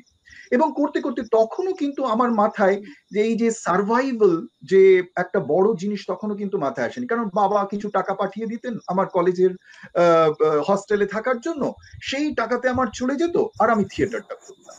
তো সেই জন্য ওই টাকার প্রয়োজনীয়তাটা কিন্তু তখনো আসে, এবং ভাবিওনি, কারণ তখন অন্য ডিরেক্টর ছিলেন, তারা অন্য থিয়েটার দল তারা প্রডিউস করতো, তারা অর্থ নিয়ে ভাবনা চিন্তা করতো, আমাকে ব্যক্তিগতভাবে কিছু টিকিট বিক্রি করতে হতো, এবং সেগুলো আমি মোটামুটি আমার বন্ধুদের মধ্যে বিক্রি করে দিতাম এবং থিয়েটারটা সেভাবে করতাম।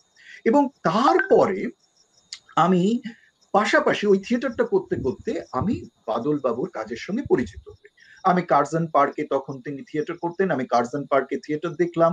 কার্জন পার্ক ছাড়া তারপরে আসতে চলে আসলো ওই নিউ মার্কেটের ওপরে, যখন সেখানে তিনি থিয়েটার করছিলেন, সেখানে আমি থিয়েটারটা তার পারফরমেন্স দেখলাম। এবং সেখান থেকে আবার যখন তিনি লোরেটোতে পারফরমেন্স করতে লাগলেন তখন, এবং আমি একটু বাদল বাবুর বাড়িতে গিয়ে ওনার সঙ্গে ওনার ভাবনা চিন্তা নিয়ে, কারণ ওটা আমার কোথাও একটা আমার গভীরে কোনো একটা বিশেষ কারণে নয়, কিন্তু ওই যে আমি দর্শক হিসেবে কিভাবে ওই পারফরমেন্সের সঙ্গে এক অদ্ভুত রকমের রিয়ালিটির একটা গন্ধ পেয়েছিলাম, একটা অদ্ভুত রকমের সততা ছিল মনে হলো, এক অদ্ভুত রকমের ট্রুথ ছিল, যে ট্রুথটা হয়তো আমি যে ধরনের থিয়েটারটা করছিলাম সেখানে আমি পাচ্ছিলাম না। ওখানেও কিন্তু প্রচুর পরিশ্রম হচ্ছিল, ওখানেও কিন্তু আমার করার মধ্যে কোনো রকমের ফাঁকিবাজি ছিল না, ওখানেও কিন্তু আমার শরীর, মন, ভাবনা, চিন্তা, পড়াশুনো সমস্ত কিছু ছিল, কিন্তু তবু ওই যে একটা কোথাও ওই ঘাম, গন্ধ, সামনাসামনি দেখা, এবং শুধু তাই নয়, ওই থিয়েটারের যে বক্তব্যগুলো ছিল সেই বক্তব্যগুলো কিন্তু আমাকে অন্যরকম ভাবে আকর্ষণ করতে লাগলো। এবং এই রকম একটা অদ্ভুত রকমের একটা খিচুড়ি খাওয়ার মতন অবস্থা হলো আর কি, চাল ডাল, হ্যাঁ, বেগুন ভাজা সবকিছু একসাথে খাওয়া হয়ে গেল আর কি, সবকিছুই দেখা হয়ে গেল গোছে। তো এইবার যখন আমি নিজে থিয়েটার করব ভাবলাম, যখন দেখলাম যে না, এদের সঙ্গে আমি আর দলগত ভাবে ওদের সঙ্গে মিশতে পারলাম না, তাদের নিজস্ব একটা রাজনীতি ছিল, তাদের নিজস্ব একটা নিয়ম ছিল, তাদের একটা কনস্টিটিউশন ছিল, সেই কনস্টিটিউশনের সঙ্গে আমার যে ভাবনা চিন্তা, তার যখন যখন দেখলাম যে আর মানিয়ে নিতে পারছি না, তখন আমি একটা নিজস্ব থিয়েটার বা নিজে কাজ করার কথা ভাবলাম। এবং প্রথম আমি একটা কাজ করেছিলাম, সেটা হচ্ছে একজন জার্মান নোবেল লরেট গুন্টার গ্রাস ঔপন্যাসিক, এবং তিনি নাটকও লিখেছেন অনেক ভালো। তো তার একটি উপন্যাস ফ্লাউন্ডার বলে একটি নাটক, সেটাকে বাংলায় অনুবাদ করে আমরা ম্যাক্স মিলার ভবনে করলাম। কিন্তু এই করার সময় তখন করতে গিয়ে নিজের মনে, এটা আলাদা করে কিছু নয়, ওই যে প্রোসেনিয়ামের যে প্ল্যাটফর্মটা ছিল সেইটাকে কিভাবে আমি ব্যবহার করব, সেইটা তখন আমার এতদিন আমি অভিনেতা হিসেবে কাজ করছিলাম, অভিনেতা হিসেবে স্পেসটাকে দেখছিলাম, এবার আমি পরিচালক হিসেবে স্পেসটাকে দেখতে গেলাম। এবং যখন আমি পরিচালক হিসেবে স্পেসকে দেখতে গেলাম, তখন কিন্তু অনেকগুলো দায় চলে আসলো আমার কাছে, অনেকগুলো রেসপন্সিবিলিটি চলে আসলো। এবং সেই রেসপন্সিবিলিটি গুলো কিন্তু তখন আমার রাজনৈতিক অবস্থান, আমার সামাজিক অবস্থান, আমার মানে আর্থসামাজিক অবস্থান, এই সমস্ত কিছু কিন্তু সেইটাকে নির্ধারিত করতে লাগলো। এবং তখন ফার্স্ট টাইম আমি কিন্তু ভাবলাম যে যদিও বা আমি প্রোসেনিয়ামে করছি, তবু আমি এই স্পেসটাকে আলাদা করে এই যে উইংস গুলোকে যতটা পারো সরিয়ে দেওয়া, বা অন্য রকমের যে রকমের ফ্রেম আমাকে একটা প্রোসেনিয়াম বা একটা গিভেন স্পেস আমাকে দিচ্ছে, সেই ফ্রেমটাকে ভেঙে দেওয়া, অনেকটাই অঞ্জনদার দ্বারা ইনফ্লুয়েন্সড হয়ে গিয়ে আমি সেটা করেছিলাম। এবং সেখানেও দর্শকদের মাঝে চলে আসা, দর্শকদের সঙ্গে ইন্টারঅ্যাক্ট করা, দর্শকদের সঙ্গে এক ধরনের ইন্টিগ্রেট করা দর্শকদের আমার পারফরমেন্সের মধ্যে করা। কিন্তু ওই যে যেটা প্রিয়াও বললো এবং অঙ্কুর বাবুও বললেন, যে যে কোন ধরনের দর্শক, কারা আসছিল আমার থিয়েটার দেখতে, কারা আমার সঙ্গে ইন্টারঅ্যাক্ট করছিল, তারা কি ধরনের রাজনৈতিক মানে ব্যাকগ্রাউন্ড, তাদের পলিটিক্যাল ব্যাকগ্রাউন্ড কি, তাদের ইকোনমিক স্টেটাস কি, তাদের সোশ্যাল স্টেটাস কি। তো দেখতে গেলে দেখা যাবে যে যারা মূলত ওই একাডেমি, রবীন্দ্র সদন, শিশির মঞ্চ যেত, তারাই ওই ধরনের থিয়েটার দেখতে, আমার টেস্টটা যদিও একটু অন্যরকম ছিল, কিন্তু তারাই দেখতে আসতো। এবং তাদের যে ইন্টারাকশনটাও একটা তাদের নিজস্ব ইডিওলজি দ্বারা কিন্তু গভর্নড হতো, সেই ইডিওলজির দ্বারা তারা কিন্তু পরিচালিত হতো। তো সেই জন্য তার যে উত্তর বা তার যে ইন্টারাকশন, সেটা খুব প্রেডিক্টেবল ছিল। তার মধ্যে কোনো রকমের ওই যে বললাম যে সততাটা আমি খুঁজে পাচ্ছিলাম ওই লোরেটোতে বা কার্জন পার্কে বা ইভেন ছোট ছোট স্পেসে। কারণ সেখানে যে ওই যে liberty to go and out, একটা দর্শককে আমি ততটা ক্ষমতা দিচ্ছি যে তোমার ভালো না লাগলে তুমি বেরিয়ে যাও, তোমার ভালো লাগলে তুমি বসে থাকো, এই যে একটা লিবার্টি আমি দিচ্ছি। আর অন্য একটা অডিটোরিয়ামে আমি তাকে একবার ঢুকে গেলে আমি প্রায় তাকে বেরিয়ে যেতে পারে, কিন্তু বেরিয়ে গেলে অনেকগুলো প্রশ্ন ওঠে, এই লোকটা আমায় দেখলো, এই দর্শকগুলোর অসুবিধা হবে, অনেকগুলো কিন্তু বাধা বিপত্তির জন্য সে বেরিয়ে যেতে চাইলেও বেরিয়ে যেতে পারে না। তো এই ধরনের একটা ফোর্সফুল বসিয়ে রাখার জায়গা থেকে এই যে একটা দর্শকের আদান প্রদানের যে মানে বেরিয়ে যাওয়া বেরিয়ে আসা, তার যে মুক্ত চিন্তার যে অবকাশ করে দেওয়া, এই জিনিসটা বোধহয় আমাকে ভীষণভাবে আকর্ষণ করেছিল। যার জন্য আমি কি করলাম, তার ওই গুন্টার গ্রাসের ওই নাটকটা করার পরেই আমি নাটক যেটা পড়লাম সেটা হচ্ছে ভুল রাস্তা। এবং আমি ভুল রাস্তাটা, বাবুল বাবুর লেখা নাটক আমি করলাম। আমি আসলে, আমার জন্ম হচ্ছে ধানবাদে, বাবা কোলিয়ারিতে চাকরি করতে। আমি ওই আমাদের যে কোলিয়ারির যে মাইন্সের যে ভেতরে ঢোকার যে মুখটা, সেই মুখে যখন মাইনার্সরা, যারা ওই শ্রমিকরা, যখন ওই খনির শ্রমিকেরা যখন নিচে নামে, তখন একটা হুইসেল বাজে। এই হুইসেলটা বাজার কিছুক্ষণ পর পর্যন্ত তারা একটু সময় পায়, যে সময়টা পাওয়ার মধ্যে তাদেরকে ভেতরে চলে যেতে হয়, তারপর তারা ওই ওই মুখটা দিয়ে একেবারে ওই ভেতরে, খনির ভেতরে ঢুকে যায়। ওই খনির মুখে আমি ভুল রাস্তাটা করলাম। এবং করার পেছনে আরো আমার কিছু বন্ধুদের অনুপ্রেরণা ছিল, আমার নিজস্ব একটা এই এক ধরনের নিজেকে আরেকটু এক্সটেন্ড করা, এই যে নিজেকে আরেকটু ছড়িয়ে দেওয়া, নিজেকে একটু আর একটু বের, এই যে বাক্সর মধ্যে আবদ্ধ ছিলাম সেই বাক্স থেকে বেরিয়ে যাওয়ার যে ইচ্ছেটা, সেই ইচ্ছে থেকে কিন্তু আমি সেইখানে দাঁড়িয়ে পারফরমেন্স করলাম। এই যখন পারফরমেন্সটা করলাম, এক অভূতপূর্ব আনন্দ। এবং এরা যারা মূলত কোনোদিন থিয়েটার দেখেনি, বিশেষ করে বাংলা থিয়েটার তো দেখেইনি, ম্যাক্সিমাম যারা কথা বলতেন তারা মানভূম অঞ্চলের, ওরা বিহারে ধানবাদে মানভূমে অঞ্চলের, এবং সেই মানভূমে অঞ্চলের তারা মানভূমে ভাষায় কথা বলে, বাংলা ভাষাটা তারা বোঝে, এবং আরো অনেক নন বেঙ্গলি অর্থাৎ হিন্দি ভাষায় হিন্দি ভাষায় যারা কথা বলে তারা ছিল দর্শক। আমি মূলত নাটকটা হিন্দি এবং বাংলা দুটো মিশিয়েই করেছিলাম, এবং এই হিন্দি বাংলা দুটো ভাষায় মিশিয়ে করাতে নাটকটা একটুখানি আমার করতেও অনেকটা সেই সময় অসুবিধা হয়েছিল, কিন্তু করার মুহূর্তে একটু দাঁড়া, আসলে এখানে বৃষ্টি হচ্ছে তো বলছে অনলাইনের অসুবিধা, না আমি বলে দেবো, হ্যাঁ ঠিক আছে। তো এই যে ওই যে যখন ওখানে দাঁড়িয়ে আমি যখন পারফরমেন্সটা করলাম, যে রেসপন্সটা আমি পেলাম, যেটা প্রিয়া বলছিল যে গড়িয়াহাটের মোড়ে কিংবা যাদবপুরের রাস্তার ওই সামনে, বিদ্যাপীঠের সামনে কিংবা স্টেশন চত্বরে, ওই ওই যে অভিজ্ঞতা, ওই যে পাওয়া, ওই যে প্রাপ্তি, বা আমরা সবসময় কিন্তু কোনো একটা কিছু করার মধ্যে দিয়ে নিজের একটা প্রাপ্তি খুঁজি, নিজের একটা তুষ্টিকরণ আছে, এই তুষ্টিকরণ কিন্তু আমরা কেউই অস্বীকার করতে পারি না, সেই তুষ্টিকরণটা থাকে। তো আমার সেই জায়গায় একটা অদ্ভুত রকমের প্রাপ্তি হলো, এবং সেখান থেকে আমার মনে হলো যে এই ডিফারেন্সটা কেন, মানে এই ডিফারেন্সটা কিসের জন্য, মানে এই এক্সপিরিয়েন্সিয়াল যে ডিফারেন্সটা আমার মধ্যে আসলো সেটা কেন?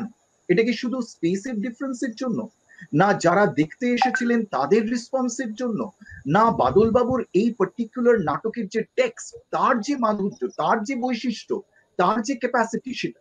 তো আমার পরবর্তীকালে মনে হলো যে এটা না, সবকিছু মিলিয়ে মিশিয়ে, এটা কিন্তু একটা কারণে নয়, কিন্তু এই স্পেসটার যে একটা অর্গানিক যে এলিমেন্ট ছিল, যে যে বিষয়টি আমাকে সবচেয়ে বেশি আকর্ষণ করেছিল, যেটা হচ্ছে ওই স্পেসের যে আবহ, ওই যে স্পেসের যে শব্দ, ওইখানে যে শব্দ, মানুষের চলে যাওয়া, মানুষের থমকে দাঁড়ানো, কিছুটা শোনা, আবার কেউ কেউ তাদের যেতেই হবে, ভালো লাগলেও থাকতে পারছে না, একটু অন্যরকম জিনিস দেখছে, তারা থাকতে চাইছে কিন্তু তার রেসপন্সিবিলিটি আছে, তাকে যেতে হবে, সে যে চলে গেল।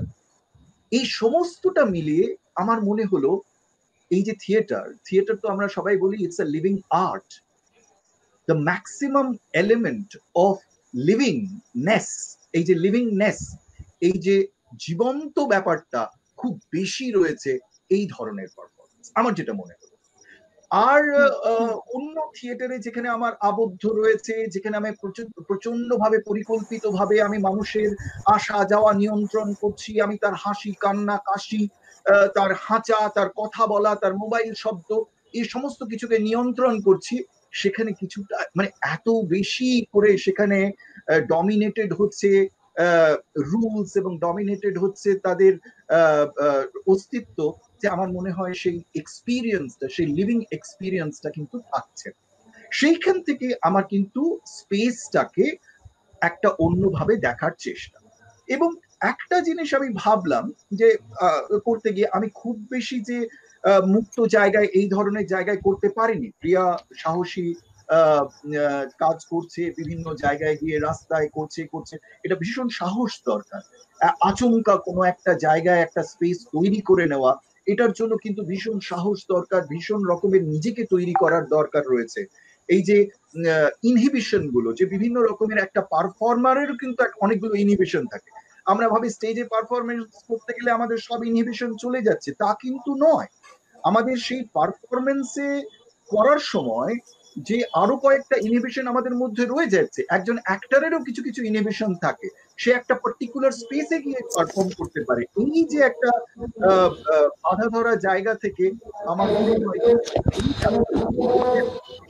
দরকার আমার জীবনে, এবং তার আমি তখন বেরিয়ে এসে কিছু স্পেস আইডেন্টিফাই করার চেষ্টা করি, এবং তখন আমার মনে হয় প্রসেনিয়াম এবং আমাদের পদাতিক স্পেসটা আমাকে ভীষণভাবে ইয়ে করে। এছাড়াও আরেকটা জিনিস যেটা আমরা যখন ওই থিয়েটার গুলো করতাম, তখন ওই থিয়েটারের একটা ইকোনমিক্স ছিল। সেই ইকোনমিক্সটা তো আমরা সকলেই জানি, একটা প্রোডাকশন কস্ট এবং সেই প্রোডাকশনের থেকে একটা রিটার্ন আসার একটা তার চেষ্টা, মানে রিটার্নটা নিয়ে আসার জন্য যে প্রচেষ্টা চলে, তার পেছনে যে একটা পরিশ্রম আছে, তারও একটা নিজস্ব একটা পলিটিক্স আছে। তোমাকে এই টিকিটস গুলো বিক্রি করতে হবে, তোমাকে এই মানুষগুলোকে কিন্তু ধরে নিয়ে আসতে হবে, তোমাকে কিন্তু এই জার্নালিস্ট গুলোকে ধরে নিয়ে আসতে হবে। এইরকম একটা অদ্ভুত রকমের একটা স্কিম কাজ করে এখানে, এবং ভীষণ পরিকল্পিতভাবে এই স্কিমটা তৈরি করা হয়। এই স্কিম গুলো কিন্তু আমাকে ভীষণভাবে যন্ত্রণা দিতে লাগে, এবং অর্থ তো একটা বড় জায়গা ছিল, কিন্তু অর্থের জায়গাটার চেয়েও আমার যেটা বললাম যে ওই এক্সপিরিয়েন্স, ওই যে একটা জীবনের এক্সপিরিয়েন্স, এবং সেই এক্সপিরিয়েন্সের জায়গা থেকে আমি কিন্তু অনেক বেশি সমৃদ্ধ হলাম।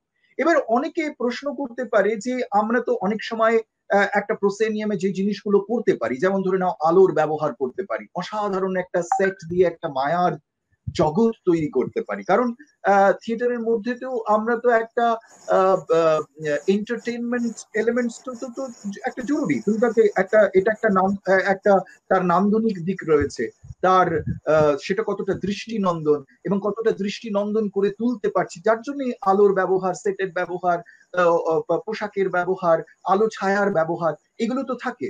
তাহলে এই যখন স্পেসটা পাল্টে নিলাম, তখন কি আমার এই সুযোগগুলো ছিল? আমি দেখলাম যে আমাদের মঞ্চ ছাড়াও এই যে আমাদের নৈসর্গিক যে মুক্ত জায়গা, আমাদের ধরে নাও একটা গাছতলা বলো, বা এই যে হিহিরি পিপিরিতে যখন আমরা পারফরমেন্সটা করতে গেলাম দিগম্বরিন, সন্ধেবেলা যখন গাছতলায় একটা পুকুর পাড়ে যখন আমি দিগম্বরিন করছি, তার যে নৈসর্গিক সৌন্দর্য, তার যে প্রাকৃতিক সৌন্দর্য, আমার মনে হয় আমি হাজার চেষ্টা করলেও ওই ওই ওই যে মোমেন্টারি যে বিউটি, আমি বোধহয় সেটা তৈরি করতে পারতাম না on any proscenium with thousands and thousands of rupees. আমি ওটা করতে পারতাম না, আমার মনে হয়। সেটা হয়তো আমার সীমাবদ্ধতা, আমার হয়তো কল্পনার জায়গাটা অতটা নয়, কিন্তু আমি হয়তো পারতাম। এই যে একটা স্পেস অটোমেটিক্যালি আমাকে একটা নান্দনিক পরিবেশ তৈরি করে দিল, একটা অন্য নন্দন তত্ত্বের জায়গা তৈরি করে দিল, সেইটা কিন্তু আমার কাছে একটা গিফট হিসেবে কিন্তু সবসময় প্রত্যেকটা স্পেসে গিয়ে কিন্তু আমার তৈরি হয়েছে। সেটা কিন্তু ইভেন আমি যখন পদাতিকে গিয়ে যখন আমরা হায়বাজার নাটক, যেটা অঙ্কুর বাবু বললেন, আমরা যখন করতে গিয়েছিলাম, ওই স্পেসটাই কিন্তু আমাকে মোটিভেট করেছিল যে আমি গাড়ি বারান্দা থেকে নাটকটা শুরু করে, তার যে জায়গা থেকে দর্শক হেঁটে যাচ্ছে সেখান থেকে নিয়ে তারপরে গিয়ে মঞ্চে গিয়ে নাটকটা হচ্ছে, এবং সর্বত্র নাটকটা চলছে এবং কন্টিনিউয়াসলি চলছে। তো এই স্পেসটা আমাকে কিন্তু সেই জায়গাটা তৈরি করে, স্পেস আমাকে প্রম্পট করেছিল, স্পেস আমাকে এই এনার্জিটা দিয়েছিল, স্পেস আমাকে আমার কল্পনাকে ইনিশিয়েট করেছিল, ট্রিগার করেছিল, তবে গিয়ে কিন্তু আমি এই জায়গাটা তৈরি করতে পেরেছিলাম। আমি হয়তো অন্য স্পেসে গেলে আমি এইভাবে থিয়েটারটা, আমি হাইবাদনটা হয়তো এইভাবে করতাম, এবং আমি যতবারই হাইবাদন করেছি, পদাতিকে যে রকমের আমার কাজটা হয়েছে আমি অন্য কোনো স্পেসে গিয়ে করতে পারি। তার মানে কি হচ্ছে, আমার ওই পারফরমেন্সটা, যেটা ও বললো যে আমি রাস্তাতেই করতে চাই কারণ ওটা রাস্তার জন্যই তৈরি, আমার কাছে সেটা মনে হয়েছিল পদাতিকের জন্যই তৈরি, এবং খুব লিমিটেড, আমার স্পেস লিমিটেড হয়ে গেল, আমার দর্শক লিমিটেড হয়ে গেল, কারণ সবাই পদাতিক চেনে না, সবাই আসতে পারবে না, কিন্তু তবু আমার যে পারফরমেন্স, সেই পারফরমেন্সের কথা ভেবে আমার কিন্তু ওই স্পেসটাই আইডিয়াল মনে হয়েছিল। সেই জন্য এই স্পেস বলো, স্পেস আমার কাছে একটা সাইট, এবং there is a difference between space and sight. একটা সাইট হয় কি, তার একটা স্পেসিফিসিটি থাকে, তার একটা নিজস্বতা থাকে। আর স্পেসের হয় কি, অনেক সময় স্পেস কি হয়, অনেক সময় স্পেস ভার্জিন হয়, তার নিজস্ব, যেমন পিটার ব্রুক অনেক সময় বলছে give me a space I will create theatre of my own, কিন্তু অনেক সময় সেটাকে কন্ট্রাডিক্ট করে বলছে যে না, স্পেস নিজস্ব কিছু কিছু জিনিস তোমাকে দিতে থাকবে, তুমি সেই জিনিসটা না নিয়ে তুমি পারছো কি করতে, তুমি পারবে কি সে। আর সত্যি বলতে, সেটা প্রসেনিয়ামই হোক, বা তুমি ধরে নাও তুমি যে জিনিসটা ম্যাক্স মিলার ভবনে পাবে, সেটা তুমি একাডেমিতে পাবে না, তুমি যে একাডেমিতে যেটা পাবে সেটা তুমি মুক্তাঙ্গনে পাবে না। আমরা মুক্তাঙ্গনে যে জিনিসটা পেয়েছি সেটা হয়তো গিরিশ মঞ্চে পাবো না, আবার সেটা পদাতিকে পাবো না। যার জন্য কি হচ্ছে, প্রত্যেকটা স্পেস কিন্তু তোমায় কিছু দিচ্ছে। এবার আরেকটা জিনিস আমি ভাবছিলাম যে একটা স্পেসে দাঁড়িয়ে আমি ফর দ্য স্পেস বলবো না আগেনস্ট দ্য স্পেস বলবো। কারণ স্পেসও কিন্তু নিয়ন্ত্রিত হচ্ছে, যেমন অঙ্কুর বাবু বললেন যে রাষ্ট্রের দ্বারা নিয়ন্ত্রিত হচ্ছে, রাষ্ট্র না হলে পুঁজিপতির দ্বারা নিয়ন্ত্রিত হচ্ছে, ক্যাপিটালের দ্বারা নিয়ন্ত্রিত হচ্ছে, বিভিন্ন রকমের ফ্যাক্টরস আছে যেগুলো স্পেস কাটটাকে। জনার্দন দা, নেটওয়ার্কে মনে কোনো একটা গন্ডগোল হয়েছে, আমরা কিছুক্ষণ একটু অপেক্ষা করে যাই যদি জনার্দন দা ফিরে আসে। নেটওয়ার্কে আসলে কোনো একটা গন্ডগোল হয়েছে হয়তো, এখন তো বৃষ্টি হচ্ছে, বাইরে এখন বৃষ্টি হচ্ছে, বৃষ্টির জন্য আসলে নেটওয়ার্কের গন্ডগোলটা আরো আর কি বেড়ে যাচ্ছে। আর কিছুক্ষণ একটু দেখে যাই, 1 মিনিট মতো, তারপর নাহলে আমরা পরের কথায় চলে যেতে পারি। জনার্দন দার মনে হয় একটু আসতে দেরি হবে, কারণ কোনো নেটওয়ার্কের গন্ডগোল। আমরা বরং কথাবার্তা এগিয়ে নিতে চাই। আমি একটু অঙ্কুর দার থেকে একটা বিষয় একটু জানতে চাইবো যে অঙ্কুর দা, তোমার মানে তোমার অনেকগুলো কাজই আমি দেখেছি, মানে সেটা বিশ্বকর্মা হোক, এবং বিশ্বকর্মা আমি দেখেছিলাম একদমই একটি কারখানার সামনে। আমার মনে আছে আমরা সেই রেল লাইন পার হয়ে সেখানে গেছিলাম, একদম হেঁটে হেঁটে রেল লাইন পার হয়ে বিশ্বকর্মা দেখতে গেছিলাম সেখানে, এবং সেখানে মধুসূদন দাদা এবং আরো অনেকগুলো কাজ, আমি অনেকগুলো কাজ দেখেছি সেখানে। সেই কাজগুলোকে কি তুমি তৃতীয় ধারার থিয়েটারই বলো, নাকি তোমার কাছে আলাদা কোনো তোমার থিয়েটারকে তুমি অন্যভাবে ব্যাখ্যা করো? মিউট আছে। অঙ্কুতা, তোমার কথা শোনা যাচ্ছে না।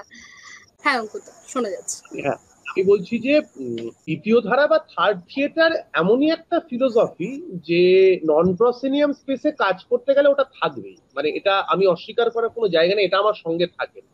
তবে এটা বলতে পারি যে কতটা আমার নাটক থার্ড থিয়েটার হয়ে উঠছে সেটা সত্যি বলবার মতো জায়গায় আমি নেই। কিন্তু থার্ড থিয়েটারের সঙ্গে আমার কোনো বৈরিতা নেই, একেবারে বৈরিতা নেই, বরং চূড়ান্ত সখ্য রয়েছে। এবার পাশাপাশি সখ্য থাকলেও অনেক সময় তো হয় যে আমি যে সময় দাঁড়িয়ে কাজ করছি সেখানে একটা পার্টিকুলার ফিলোসফি নতুন ভাবে ইন্টারপ্রেটেড হয়, নতুন তাতে সংযোজন ঘটে, তাতে বিয়োজন ঘটে। এখানে আমার বলা যেতে পারে আমি যেভাবে মানে এটা থার্ড থিয়েটার হচ্ছে কি হচ্ছে না সেটা যারা একেবারে পশ্চিমবঙ্গে থার্ড থিয়েটারের মুভমেন্টের সঙ্গে বা ভারতবর্ষের থার্ড থিয়েটারের মুভমেন্টের সঙ্গে একেবারে ওতপ্রোতভাবে শুরু থেকে জড়িয়েছিলেন, তারা এখনো যথেষ্ট মানে যাকে বলে ফাংশনাল, তারা বলতে পারবেন। আমি বলতে পারি দুটো কথা, যে থার্ড থিয়েটারের এক্সটেনশন হিসেবে আমরা দেখা যেতে। আমি কি কন্টিনিউ করবো না জনার্দন, আমি কথাটা শেষ করে নেবো? হ্যাঁ হ্যাঁ, না আমরা বুঝতে পেরেছি একটা মানে নেটওয়ার্কের সমস্যা হচ্ছে আসলে। হ্যাঁ, এখানে তো কলকাতায় বা তার পার্শ্ববর্তী অঞ্চলে বৃষ্টি হচ্ছে, ওই জন্য সমস্যা হচ্ছে। আমরা আসলে কথাটাকে এগিয়ে নিয়ে যাওয়ার জন্য অঙ্কুরদার কাছে গেছি, আমরা আবার তোমার কাছে ফিরে আসবো, ঠিক আছে? কিছুটা সমস্যা হচ্ছে। অঙ্কুদা, তুমি বলছিলে, আমিও মোটামুটি কিছুটা নেটওয়ার্কে গন্ডগোলের জন্য আজকে এতটা সমস্যা হচ্ছে। হ্যাঁ হ্যাঁ অঙ্কুদা, তুমি কন্টিনিউ করো। আমি থার্ড থিয়েটারের স্টুডেন্ট হিসেবে, ছাত্র হিসেবে দুটো জিনিস আমার মনে হয় আমাদের প্র্যাকটিসে উঠে এসছে, দুটো নতুন জিনিস এটা আমি বলতে পারি। এক হচ্ছে যে আমরা চেষ্টা করেছি একটা একটা হোল টাইমারের দল তৈরি করতে, এবং এই হোল টাইমারের দল যারা এই ধারার থিয়েটারের প্রতি ডেডিকেটেড হবে ক্রমাগত। একটা তো হয় যে তিনটে জিনিস আছে, এক হচ্ছে যে ডেডিকেশন, দুই হচ্ছে সে শোয়ের পাশাপাশি এক্সপেরিমেন্টটাও কন্টিনিউয়াসলি চালিয়ে যাবে, এবং এই ধারার থিয়েটার থেকেই তার একটা জীবিকা নির্বাহ হবে। হোল টাইমারশিপ যেরকম ভাবে চলে, এইটা পুরোপুরি আমরা করতে পারিনি। আমরা টেম্পোরারিলি কিছু সময় এক একটা দল নানান সময় নানান এক্সপেরিমেন্টে করেছি, মানে সর্বোচ্চ যে সময়সীমাটা এরকম একটা দল ধরে রাখা গেছে বা তৈরি করা গেছে সেটা হচ্ছে 6 মাস, 2018 সালে 6 মাস। এইটা একটা দিক, সেই প্রয়াস এখনো জারি আছে। আরেকটা দিক আমি বলতে পারি যে দৃশ্যকাব্য, যেহেতু থিয়েটার একটা দৃশ্যকাব্যের জায়গা থেকে একেবারেই যদি থিয়েট্রিক্যাল ল্যাঙ্গুয়েজ বা নাটকের ভাষা তার যদি প্রতীক এরকম ধরে নিই যে একটা ভিজুয়াল ল্যাঙ্গুয়েজ আর একটা টেক্সচুয়াল ল্যাঙ্গুয়েজ, মানে ডায়ালগের যে ভাষাটা, এই দুটো দিকে আমার মনে হয় থার্ড থিয়েটারের যে সাধারণ যে প্রযোজনাগুলো তার থেকে একটা একটু শিফট আছে, একটা ছোট্ট শিফট আছে, আমি বলবো একটা এক্সটেনশনই আছে, একটু অন্য ধরনের বিষয়। তার এটা স্পেসিফিক্যালি বলতে গেলে ভিজুয়াল ল্যাঙ্গুয়েজে আমরা চেষ্টা করেছি বিভিন্ন ধরনের পারফরমেন্স, বিভিন্ন ধরনের অডিও ভিজুয়াল মানে দৃশ্য শ্রাব্য কাব্যর সঙ্গে এনগেজ করতে, as a performer, as a designer, as a creator engage করতে। যেমন ধরা যাক আমরা শুধু এবং শুধু কিন্তু সেটা ফোক পারফরমেন্স বলছি না, মানে ফোকেরও তো একটা কিছু চলতি পথ আছে, যেরকম ধরা যাক বোলান যাত্রা বা বাংলা যাত্রা, এদের সঙ্গে বোলান যাত্রা আমরা যেরকম গিয়ে রাতের পর রাত দেখেছি, এটার সঙ্গে এনগেজ করা এবং সেটাকে নিজেদের প্র্যাকটিসে ধারণ করা। ধরা যাক সার্কাস, এখন সার্কাস বা ম্যাজিক শো, সার্কাস বললে এখনো যেটা আমাদের চোখের সামনে উঠে, মানে বললেই একটা মনে হয় যে আমরা দুটো ট্রাপিজ নামিয়ে দিলাম, আমি একেবারেই সেটার কথা বলছি না, আমি টেকনিক্যালিটির কথা থেকে বলছি। আমি চাইছি সার্কাস মানে বাঁধনি, তার যে একটা 2.5 ঘন্টার পারফরমেন্স, কিসের পরে কি আসছে, কোন গানের পরে কোন গান, এই সবটা নিয়ে আমি একটা যে প্রযোজনা আমার সামনে হাজির হচ্ছে, একটা সার্কাসের শো যে হাজির হচ্ছে, তার সঙ্গে এনগেজ করার চেষ্টা করেছি, তার সঙ্গে আমি সেটাকে ধারণ করার চেষ্টা করেছি।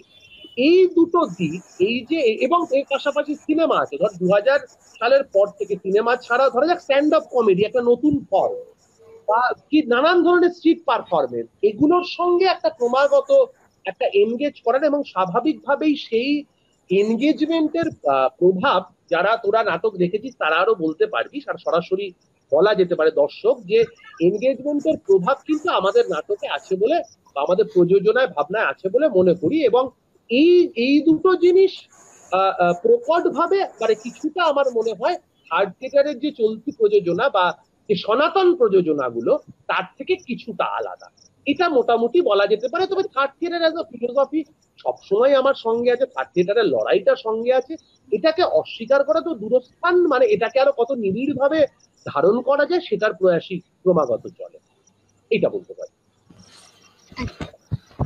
একদমই।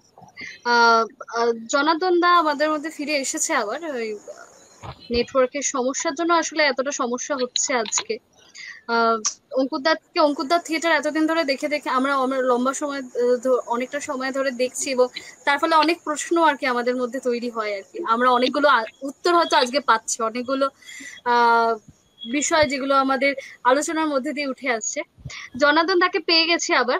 জনার্দন দা কি শুনতে পাচ্ছ আমার কথা? জনার্দন দার মনে হয় নেটওয়ার্ক এখনো গন্ডগোল করছে। আমি প্রিয়ার কাছে যাব। প্রিয়া কাজ আমি বিভিন্ন সময় হিড়ি পিপিটিতে গিয়েও দেখেছি একটু বেশি, এছাড়া বিভিন্ন সময় প্রথনিয়াম আর্ট সেন্টার হোক দেখেছি।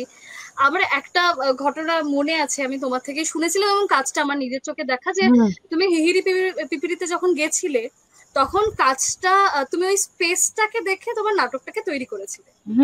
মানে তুমি একটা নাটক ভেবে গেছিলে যে এটা তুমি পারফর্ম করবে, যেমন আমরা প্রত্যেকে যাই, যেটা আমরা আজকে এখানে পারফর্ম করবো, যেভাবে আমরাও সেখানে গেছিলাম, আমরা ছক করতে গেছিলাম।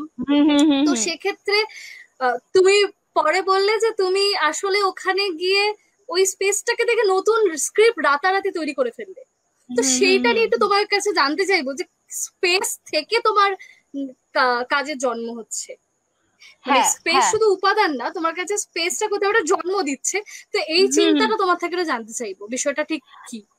বিষয়টা ঠিক হচ্ছে, স্পেস বলতে গেলে স্পেস তো শুধু পার্টিকুলার জায়গাটার উপর ডিপেন্ড করে না, সেখানের লোকজনের উপর ডিপেন্ড করে। আমি ওখানে গিয়ে একদিন ছিলাম হিয়েদি পিপিরিতে, তার পরের দিন বোধহয় আমার মানে শো ছিল, মানে ছক বোধহয় তার পরের দিনই ছিল।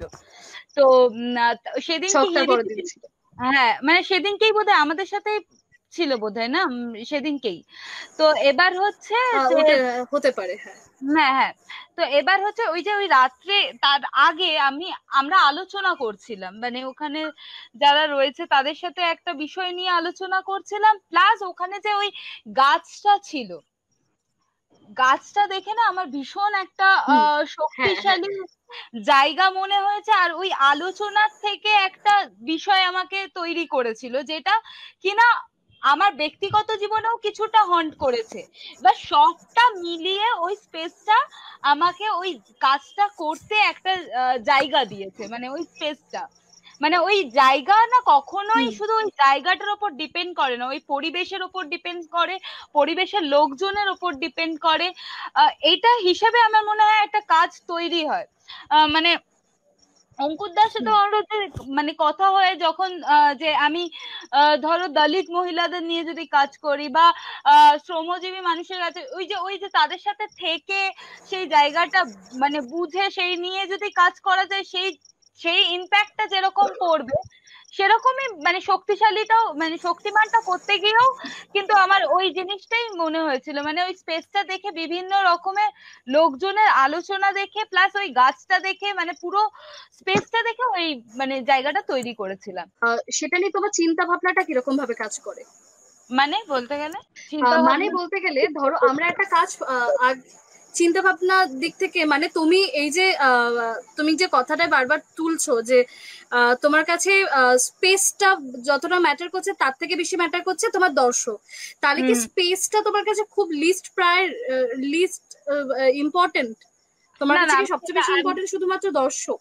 না না, আমি সেটা বলিনি। আমি কিন্তু বলেছি ওই গাছটা কিন্তু একটা ইম্পর্টেন্ট কাজ করেছে আমার, ওই গাছের ওই স্পেসটার ওই জায়গাটা কিন্তু আমার কাছে ইম্পর্টেন্ট কাজ করেছে। মানে সবটা মিলিয়ে কিন্তু আমাকে একটা স্পেস তৈরি করছে। ওই জায়গাটা না থাকলে কিন্তু মানে আমার ওই ভাবনাটা হয়তো আসতো না, ওই শক্তিমানের বিষয়টা আসতো না।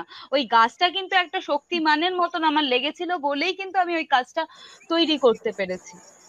বুঝতে পেরেছি আমি যেটা বলতে চাইছি, কমিউনিকেট করতে চাইছি। মানে আমার কাছে জায়গা আমি ওইভাবে দেখি, মানে একটা বস্তু মানে যেই জিনিসটা রয়েছে সেটাকে একটা এলিমেন্ট হিসাবে আমি দেখি, স্পেসের বিভিন্ন জিনিসকে আমি একটা এলিমেন্ট হিসাবে দেখি।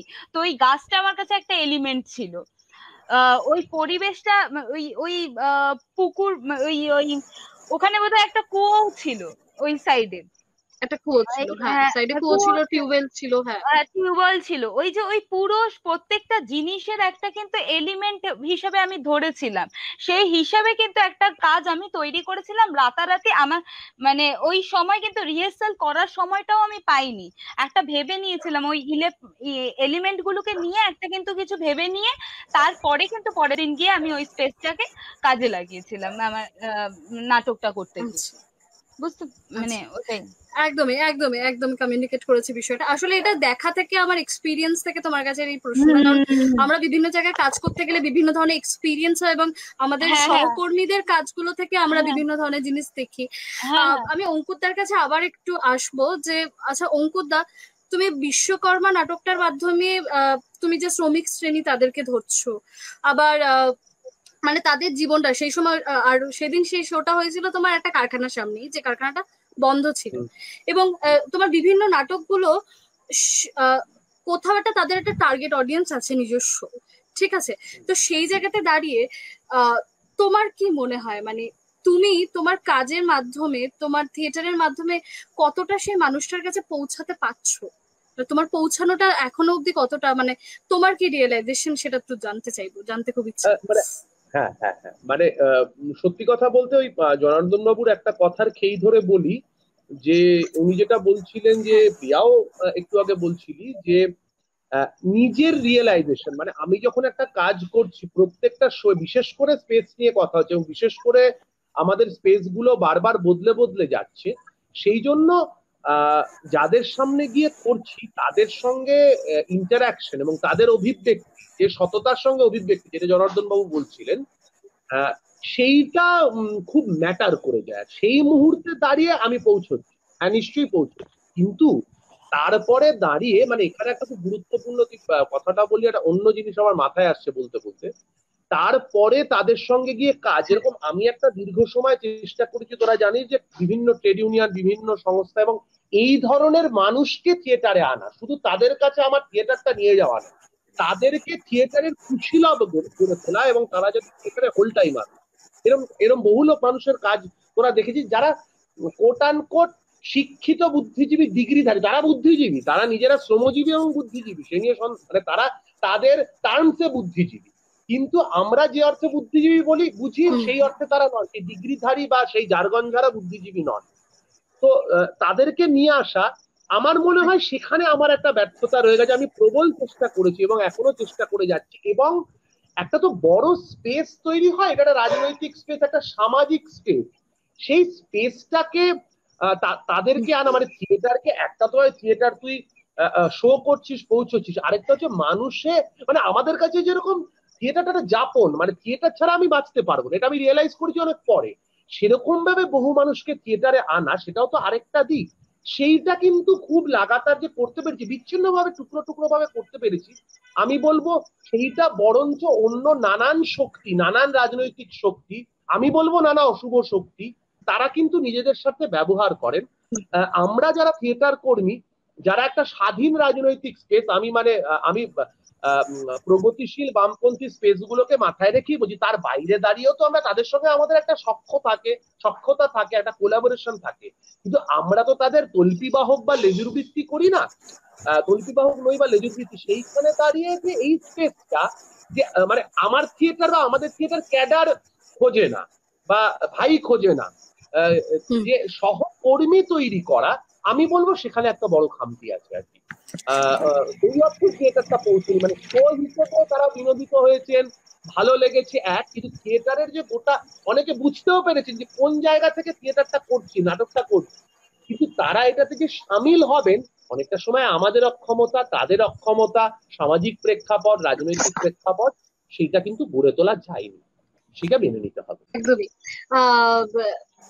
সেক্ষেত্রে আমি একটা খোলা প্রশ্ন রাখবো, মানে তুমি যেভাবে বললে আমার সঙ্গে তোমার কথা হচ্ছিল ব্যক্তিগতভাবে, বা আমি একটা খোলা প্রশ্ন রাখছি, মানে তোমাদের মধ্যে যে প্রশ্ন দেবে, এই যে তোমরা দুজনেই এখন থিয়েটারের উপর নির্ভর করেই নিজেদের জীবিকা নির্বাহ করো, মানে এখানে জনার্দন দা থাকলে ভালো হতো, মানে কথাবার্তাটা আরো ডাইভার্স হতো, কারণ জনার্দন দা নিজে একজন প্রফেসর এবং তিনি তার সঙ্গে থিয়েটারও করেন, এবং তোমরা দুজন শুধুমাত্র থিয়েটার উপরেই তোমাদের জীবিকা।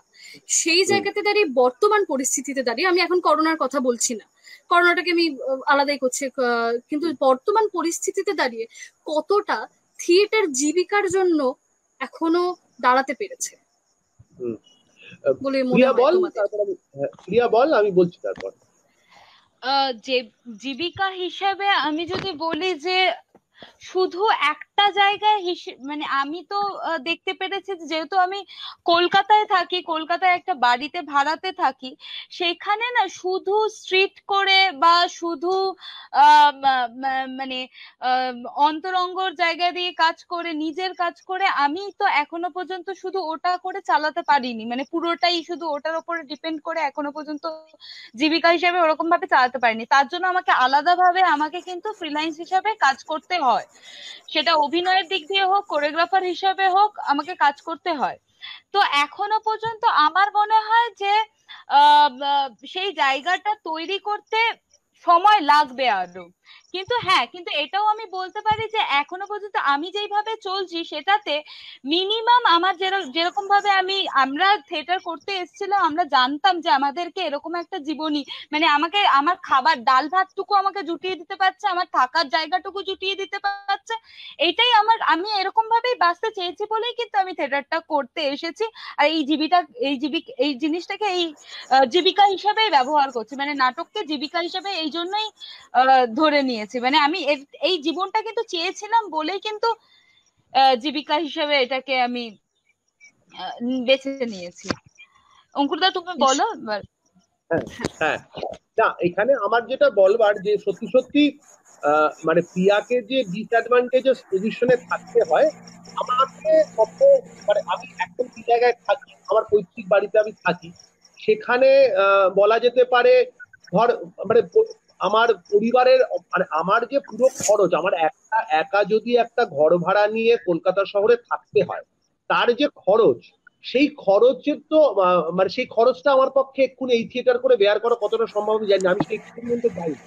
আমি এই নাটক থিয়েটারটা করতে এই মুহূর্তে আমার পৈতৃক বাড়িতে আছি, সেখানে আমার খরচ অনেকটাই, আমি একটা খুব একটা মিনিমাম একটা কন্ট্রিবিউট করি একদম আর্থিক দিক দিয়ে বলতে গেলে, সেখানে অধিকাংশটাই আমার পরিবার সেই ভরণ পোষণটা করেন।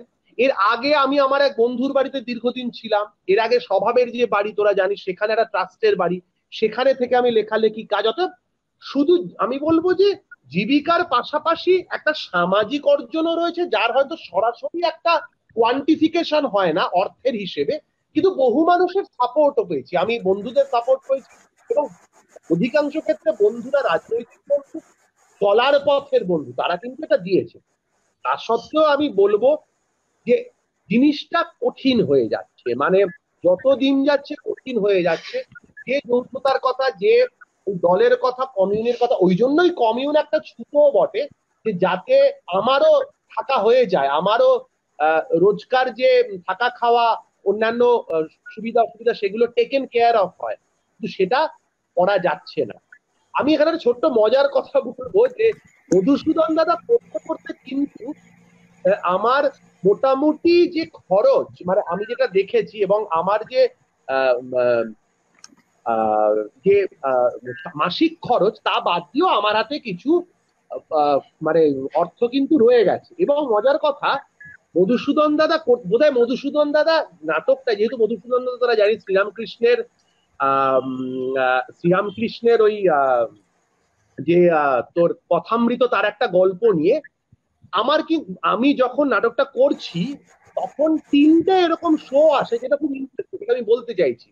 মানে সেটা শো গুলো আমি করতে পারিনি লকডাউনের কারণে, করতে পারলে একটা অন্য এক্সপেরিমেন্টে ঢোকা যেত। এই কথাটার অনেকটা মানে অনেকটা আমি দিশা খুঁজে পেতাম। এই প্রশ্নটা, যে বড় প্রশ্ন জীবিকা নির্বাহের, সেটা হচ্ছে যে বীরভূমে শো করতে গিয়ে ওখানে একজন বলেন আমাদের ঈদের সময় আপনাকে গ্রামে ডাকবো। বাঁকুড়ায় শো করতে গিয়ে একজন বলেন আমাদের মিলাদের সময় আপনাকে ডাকবো। এবং নন্দন চত্বরে আয়নার আমন্ত্রণে মধুসূদন দাদা করতে গিয়ে সেখানে এক দম্পতি এসে আমাকে বলেন, একদম অচেনা তারা, যে আপনি কি এই নাটকটা আমাদের বাড়ির অন্নপূর্ণা পুজোয় করতে আসবেন, আমরা যদি ডাকি? বলি অবশ্যই আসবো, কিন্তু এই এক্সপেরিমেন্টটা আমি করতে পারিনি, বা কারণ লকডাউন, একেবারেই লকডাউনের অর্থে। আমি এখানে কেন এটা স্পেসিফিক বলছি, কারণ এই 3টেই ধর্মীয় অনুষ্ঠান। আমাদের যে গোটা থিয়েটার চর্চা, সেটা কিন্তু মূলত একটা বৃত্তের মধ্যে, যে বৃত্তের একদিকটা প্রগতিশীল বৃত্ত, একদিকটা রাজনৈতিক বৃত্ত, একদিকটা সাংস্কৃতিক বৃত্ত। মানে যারা এই 3টের চর্চা করেন তারাই আমাদের নাটক করতে ডাকেন, কিন্তু এবং এটা কিন্তু সমাজের একটা 5% পুরোটা মিলিয়ে। এর বাইরে যে পুরো একটা জায়গা রয়ে যায়, মানে সামাজিক অনুষ্ঠান বা ধর্মীয় অনুষ্ঠান, যার সামাজিক অনুষ্ঠান আর ধর্মীয় অনুষ্ঠানে প্রচুর ওভারল্যাপস আছে। যেরকম আমি বিশ্বকর্মার কথায় দেবারতী তোকে বলি, আমাদের যখন বিশ্বকর্মা আমরা যেটা করতাম, মানে পরে তো সাইরেন করতো, করতো, আমরা যে বিশ্বকর্মা স্বভাব থেকে করতাম, পরে তো অনেকগুলো দল করেছে, সেইটা সরবেরিয়া হাসপাতালে দেখার পর অন্নপ্রাশনের একটা আমন্ত্রণ এসেছিল আমাদের, মানে কল শো আমরা করতে পারিনি কারণ দল রেডি ছিল না। আমি বলতে চাই যে এই 4টে কথা বললাম, এই যদি এই বৃত্তটা পেরিয়ে ওই সামাজিক অনুষ্ঠানের বৃত্ত, ধর্মীয় অনুষ্ঠানের বৃত্তে আমরা ঢুকতে পারতাম পারফরমেন্স, আমরা যে পারফরমেন্স করছি, তাহলে কিন্তু জীবিকা নির্বাহটাও বোধহয় সহজ হতো, মানুষ আরো গ্রহণ করতেন। কারণ যেটা হচ্ছে এখানে না, গোটা যে আলোচনা, আমি একটা ছোট্ট কথা বলছি, এই আলোচনাটার বাইরেও কিন্তু একটা বড় মানুষ, ওই সাধারণ মানুষ রয়ে যাচ্ছে। মানে আমাদেরও কিন্তু একটা, মানে প্রিয়াও নিশ্চয়ই বা জনার্দন, একটা এলিটিজম কোথাও আমরা প্র্যাকটিস করে যাই, মানে কনসিয়াসলি হোক আনকনসিয়াসলি হোক, সেটা থার্ড থিয়েটার করি বা অন্য থিয়েটার করি, মানে আমরা কোথাও একটা মানে একটু এগিয়ে থাকা লোকজন। এই যে সামাজিক অংশটা, মানে যারা ওই ধর্মীয় অনুষ্ঠান বা সামাজিক অনুষ্ঠানের ভোক্তা বা উদ্যোক্তা, তারা কিন্তু সিরিয়াল দেখেন, এবং তারা কিন্তু এখন এবং বা পুজো আচ্চা করেন বা অন্য কিছু করেন, তাদের ওই 12 মাসে 13 পার্বণ, এই স্পেসটা কিন্তু একেবারে আনএক্সপ্লোরড। এবং আমাদের প্রগতির কারণে, আমাদের অদ্ভুত যুক্তিবাদী ট্র্যাডিশনের কারণে আমরা কিন্তু এনগেজ করি। দেখ, এটা নিয়ে প্রচুর বিতর্ক উঠবে, কিন্তু আমি আজকের দিনে দাঁড়িয়ে মানুষ হিসেবে, রাজনৈতিক কর্মী হিসেবে, সামাজিক কর্মী হিসেবে, এবং এই থিয়েটার তৃতীয় ধারার থিয়েটারের কর্মী হিসেবে আমি এটা রিয়েলাইজ করেছি, মানুষের কাছে গিয়ে, সমাজে ঘুরে, মানে পথে ঘুরে আর কি, যে আমি যদি ভারতবর্ষের বুকে দাঁড়িয়ে ধর্মকে অস্বীকার করি, তার থেকে বড় মূর্খামি কিছু হতে পারে না। তার উদাহরণ চোখের সামনে, একটি নির্দিষ্ট রাজনৈতিক শক্তি সে তার অশুভ ডালপালা কিভাবে মাপছে, এবং আমরা এখনো সেই প্রগতির বাবলে, সেই জার্গনের বাদলে বসে আছি। দুটো দিকই সুবিধা হতো যদি আমরা ওই যেটা বললাম পৌঁছানো গেলে, এই এক্সপেরিমেন্টটা করে পৌঁছানো গেলে, আমি প্রবল ভাবে চাইছিলাম পৌঁছানো গেলে আমার একটা অন্য আয়ের অপশন, মানে ডেফিনেটলি একটা কলসের অপশন খুলতো। এবং মানে ইনফ্যাক্ট ওই যে অন্নপূর্ণা সে তিনি হয়তো কীর্তন লীলা ডাকতেন, তার জায়গায় তিনি মধুসূদন দাদাকে ডাকছেন, বুঝতে পারছিস? মানে এই যে মানে গ্রাম বাংলায় কিন্তু একটা বড় অংশের দল যারা কীর্তন লীলা, রাসলীলা, সাবিত্রী পুরাণ ইত্যাদি, মনসামঙ্গল, সাবিত্রী মঙ্গল এগুলো করে থাকে, পুরাণ তারা অভিনয় করে থাকে। আমরা কিন্তু তাদেরকে তাদেরকে তারা কিন্তু ব্যর্থই রয়ে যান, আমরা আমাদের বাদলে ঘুরতে থাকি। এই এক্সপেরিমেন্টটা করা গেলে হয়তো করা যেত, কিন্তু ডিফিকাল্ট টাইমস, হার্ড টাইমস, আমরা মানুষকে দূরে সরিয়ে রেখেছি। কাছে আনতে পারলে মানুষই আমাদের সাপোর্ট করবে, মানুষের রাষ্ট্র আমাকে বাঁচাবে না, পুঁজি আমাকে বাঁচাবে না। রাষ্ট্র আমাকে বাঁচালে তার স্বার্থে বাঁচাবে, পুঁজি আমাকে বাঁচালে তার স্বার্থে বাঁচাবে, কিন্তু মানুষ যদি আমার পাশে থাকে, এইটারই অন্বেষণ, এটারই পাগলের মতো খুঁজে চলা, খ্যাপা খুঁজে খুঁজে ফেলে পরশ পাথর, মানুষের সেই স্পর্শ পৌঁছতে পারিনি। যদি পৌঁছতে পারি, যদি সেই ধর্মীয় অনুষ্ঠান, সামাজিক অনুষ্ঠানে আমি, প্রিয়া বা জনার্দন বাবু বা তোরা যদি যেতে পারিস, তাহলে হয়তো কিছু ঘটে উঠবে। এই এক্সপেরিমেন্টটা বাকি রয়ে গেছে, এইটা বলা যেতে পারে। একদমই, স্পেস নিয়ে এক্সপেরিমেন্ট তো বিভিন্ন ভাবে চলছে। আমি জনার্দন দাকে পেয়ে গেছি। জনার্দন দা কি শুনতে পাচ্ছ আমার কথা? জনার্দন দার কথা সেই মুহূর্তে, হ্যাঁ শুনতে পাচ্ছি। একদমই জনার্দন দার কথা সেই মুহূর্তে নেটওয়ার্কের সমস্যার জন্য শেষ করতে পারিনি, শেষ হয়নি, কিন্তু আমি কথার খেই ধরেই একটু এগোচ্ছে জনার্দন দার কাছে।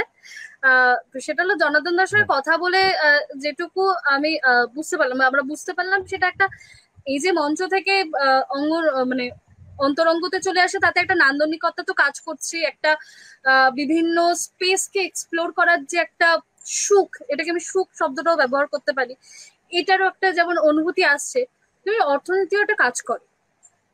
এবং বর্তমান শেষের দিকে বেশ কিছু বছর ধরে কাজ করতে গিয়ে দেখেছি, হয়তো আমার কাজ করা অনেকটাই কম সময়ের, কিন্তু শেষ কটা বছরে আমি অনবরত দেখেছি যে অনেকগুলো কাজই এমন হয়েছে যে শুধুমাত্র কম টাকায় পাওয়া যাচ্ছে বলে অনেক কাজ শুধু অন্তরঙ্গতে হচ্ছে, মানে যেটা প্রসেনিয়ামেও হচ্ছে সেটা অন্তরঙ্গতেও হচ্ছে, কম টাকায় পাওয়া যাচ্ছে জায়গাটা, অথবা বিনামূল্যে পাওয়া যাচ্ছে। এবং আমি সেই বিতর্কতে সরাসরি চাইলে ঢুকতেই পারি, কিন্তু আমার যেটা প্রশ্ন, আমি সরাসরি যেটা বলবো সেটা হলো যে যদি এরকম পরিস্থিতি আসে যে রাষ্ট্র তো আস্তে আস্তে সবকিছুকে নিজের দখলে তুলছে, যার জন্য এখন তৃতীয় ধারার থিয়েটার বা অন্তরঙ্গ থিয়েটারও গ্রান্ট এসে গেছে, যে গ্রান্টটা আগে ছিল না, এই যে গ্রান্ট সিস্টেমেও এসে গেছে। তো যদি এরকম পরিস্থিতি আসলো যে রাষ্ট্র স্টেজগুলোকে ফ্রি করে দিল, কিছু কিছু স্টেজ ফ্রি করে দিল, যে তোমাদের জন্য ফ্রিতে আমি দিয়ে দিলাম, সেরকম যদি পরিস্থিতি আসে, সেরকম পরিস্থিতিতে কি মানে শুধুমাত্র অর্থনীতির বাধা আছে, এবং তাই অর্থনীতির বাধা কেটে গেল আমার, তাই জন্য কি অন্তরঙ্গ থিয়েটারের দলগুলো কি আবার মঞ্চে চলে যাবে? বা যারা মঞ্চে করতে পারেনি শুধুমাত্র অর্থনীতির জন্য, তারা কি আবার মঞ্চে ফিরে চলে যাবে? এটা নিয়ে আমি জনার্দন দা থেকে একটু জানতে চাইবো। দেখো, যারা অর্থনীতির কারণে স্পেসটাকে চেঞ্জ করেছে তারা হয়তো অবশ্যই যাবে, সে ব্যাপারে আমার কোনো সন্দেহ নেই, কারণ তাদের যখন ওই সুবিধাটা হয়ে গেছে, তখন তারা যেই স্পেসে কমফোর্টেবল ফিল করবে, যে স্পেসটা তাদের কাছে খুব আইডিয়ালিস্টিক মনে হবে, তারা যাবে। কিন্তু এখন যে কথাটা খুব উল্লেখযোগ্য যেটা বলছিল অঙ্কুর বাবু, যেটা বলছিলেন যে এই যে একটা কার্নিভালের মতন যে পারফরমেন্সটাকে নিয়ে যাওয়া, কার্নিভালের মতন বা উৎসবের মতন বা কোনো রকমের ধর্মীয় অনুষ্ঠান হোক বা সামাজিক অনুষ্ঠানের মতন যে কোনো একটা পারফরমেন্সকে নিয়ে যাওয়া, এইটা আনতে গেলে তখন কিন্তু ওই যে বদ্ধ পরিসর বা বদ্ধ স্পেস, সেখান থেকে কিন্তু বেরিয়ে আসে। এবার তোমাকে বুঝতে হবে আরেকটা জিনিস, তুমি দেখো আগেকার দিনেও এই যে যখন প্লেগ হতো, তখন কি শেক্সপিয়ারের যারা নাটক করতো তারা কি করতো? তারা কিন্তু এই শহরে নাটক করছিল, আবার তারা কি গ্রামের দিকে চলে যেত, সেখানে প্লেগ হয়নি, সেই গ্রামের দিকে গিয়ে সেখানে কোনো খামার বাড়িতে বা কোনো একটা ফাঁকা জায়গায় গিয়ে তারা কিন্তু থিয়েটারটা করতে পারতো, এবং সেখানকার মানুষ সেই থিয়েটারটাকে নিত। অর্থাৎ থিয়েটারটা অনেক পপুলিস্ট থিয়েটার ছিল, সাধারণ মানুষের জন্য থিয়েটার, এই যে এলিটিস্ট থিয়েটার, যে থিয়েটারটা সাধারণ মানুষের কাছ থেকে থিয়েটারটাকে দূরে সরিয়ে নিয়ে গেছে, এটা একটা অপরাধমূলক কাজ হয়েছে আমাদের মনে হয়। যে আমরা নন্দন তত্ত্বের দায় দিয়ে আমাদের নিজস্ব মেধার একটা গৌরব এবং নিজস্ব ইগোকে ব্লোট করার জন্য আমাদের পারফরমেন্সকে সাধারণ মানুষ থেকে কিন্তু দূরে নিয়ে এসছে। সেজন্য অর্থনৈতিক কারণে কেউ যদি কখনো স্পেসটাকে চেঞ্জ করে থাকে, তার মানে তার স্পেসের গুরুত্বটা বেশি নয়, তার অর্থনীতির গুরুত্বটাই তার কাছে বেশি। সেজন্য সে কখনোই স্পেসটাকে সেভাবে ভাবেনি। সে যে কোনো সময় যে কোনো স্পেসে অর্থের কারণে কিন্তু সে করে দিতে পারবে। তার মানে স্পেসের যে নিজস্বতা আছে, যে স্বকীয় যে ইনভলভমেন্ট একটা পারফরমেন্সে থাকে, সেটা কিন্তু তার ক্ষেত্রে হচ্ছে না। সেজন্য তার ফিরে যাওয়াটা তুমি যেটা বলছো সেটা কিন্তু স্বাভাবিক হবে। কিন্তু যারা অন্যান্য কারণে স্পেসটাকে বেছে নিচ্ছে, যারা স্পেসের যে এলিমেন্টস গুলো তাদেরকে নাড়া দিচ্ছে, তাদেরকে জারিত করছে, তাদের থিয়েটারকে উজ্জীবিত করছে, তাদের পারফরমেন্সকে উজ্জীবিত করছে, সেই কারণে যখন স্পেসটাকে বেছে নিচ্ছে, তখন কিন্তু তারা কিন্তু হাজার সুবিধে পেলেও ওই যে পুরোনো স্পেস গুলো, যেখানে আমি বললাম না, যেখানে আমার জীবন্তই মনে হচ্ছে না, সেজন্য হাজার আমাকে যদি বলো যে না না তুমি এই পারফরমেন্সটা তুমি কি গাছতলায় করবে নাকি তুমি অডিটোরিয়ামে করবে, আমি কিন্তু অডিটোরিয়ামে ফ্রি দিলেও আমি সেটা অডিটোরিয়ামে করব না, আমি সেটা গাছতলাতেই করব। এই যে চয়েসটা আমি করেছি আমার লাইফে বা আমার করার চেষ্টা করছি, সেই চয়েসটা কিন্তু খুব কনসিয়াস একটা চয়েস। সেই চয়েসে কিন্তু ইকোনমিটা, অর্থনীতিটা সেইভাবে প্লে করছেন। কিন্তু সামগ্রিক বেঁচে থাকা, এই যে পারফরমেন্স ওয়ার্ল্ডে যারা যুক্ত, তাদের যে বেঁচে থাকার যে লড়াইটা, এবং সেখানে যে অর্থনীতির যে খেলা, বা সেখানে যে অর্থনীতির এই যে গ্রান্ট বলছো, বা ধরে নাও কোনো ধরনের স্পন্সরশিপ, বা ধরে নাও টিকিট বিক্রি, বা ধরে নাও চাদর পেতে টাকা রোজগার করা, এরও যে এই যে ডাইনামিক্সটা, সেই ডাইনামিক্সটা বুঝতে হবে। কারণ সার্ভাইভালটা কিন্তু দরকার, একজন আর্টিস্টকে তো বেঁচে থাকতে হবে, তার আর্টটাকে বাঁচানোর জন্য তার বেঁচে থাকাটাও কিন্তু দরকার, সেটা তো একেবারে অনস্বীকার্য। কিন্তু সেই বেঁচে থাকাটা কোন পরিস্থিতিতে, কি পরিস্থিতিতে, কিসের উপর ভিত্তি করে সে বাঁচছে, সেটা কিন্তু ভীষণ ইম্পর্টেন্ট। এবং সেটা মাথায় রেখে একজন সচেতন কনসিয়াস পারফর্মারকে কিন্তু কাজ করে যেতে হবে। এবং আমারও ভীষণভাবে একই, আমারও মনে হয় যে আমার পারফরমেন্স যখন একটা উৎসবের আকার নেবে, যখন একটা কার্নিভালের আকার নেবে, যখন এমন একটা জায়গায় পৌঁছতে পারবে যেখানে মানুষ আর সেটাকে আলাদা করে এই এলিটিস্ট আর্ট প্র্যাকটিস হিসেবে দেখবে না, আমার মনে হয় তখনই কিন্তু আমার আর্ট সার্থক। সেই সার্থকতার জন্যই কিন্তু আমাদের এই প্রচেষ্টা, এই স্পেসে নতুন স্পেস আইডেন্টিফাই করা। মানে বাদলবাবুও যখন একটা নতুন স্পেস আইডেন্টিফাই করার চেষ্টা করলেন, যখন এই ধরনের থার্ড থিয়েটারের কথা তিনি বললেন, এই প্রথম থিয়েটার, দ্বিতীয় থিয়েটার এবং থার্ড থিয়েটারের কথা যখন তিনি বলছেন, তখন কিন্তু এই মানুষগুলোর কাছে পৌঁছানোর কথা ভেবেই তিনি কিন্তু বলেছেন। এবং তার প্রয়োজনে যদি এই থার্ড থিয়েটারের যে পরিধিতে আছে, তারও যে লিমিটেশন আছে, সেটাকেও যদি ভাঙা যায়, আমার মনে হয় সেটাই হবে থিয়েটারের অগ্রগতি। আজ আমি গতকালই শুনলাম যে একটা দল বিসর্জন নাটক করেছে একটা বৈষ্ণব পাতালে। তারা বৈষ্ণব মন্দিরের বিভিন্ন রকম জায়গা, স্পেসটাকে নিয়ে ফাঁকা জায়গায় এই গত পরশুই তারা পারফরমেন্স করেছে। দর্শকেরা বিভিন্ন রকম ভাবে দূরত্ব মেনটেন করে করে চারিদিকে দাঁড়িয়েছিল। তার মানে দেখো, এই লকডাউনের পরিস্থিতিতে তারা কিন্তু একটা বিকল্প জায়গা তৈরি করতে পেরেছে, কারণ তারা স্পেসটাকে ভাঙতে পেরেছে। ওরা যদি স্পেসটার, তাদের মাথায় স্পেসটাই যদি আটকে যেত, তারা কিন্তু এই মানে এই পারফরমেন্সটা করতে পারতো না। তো সেই জায়গা থেকে আমার মনে হয় যে এই স্পেস কিন্তু এই পোস্ট লকডাউন সময়কালে আমাদের একটা বড় জায়গা হয়ে যাবে। কারণ আমরা দেখছি যে বিশেষ করে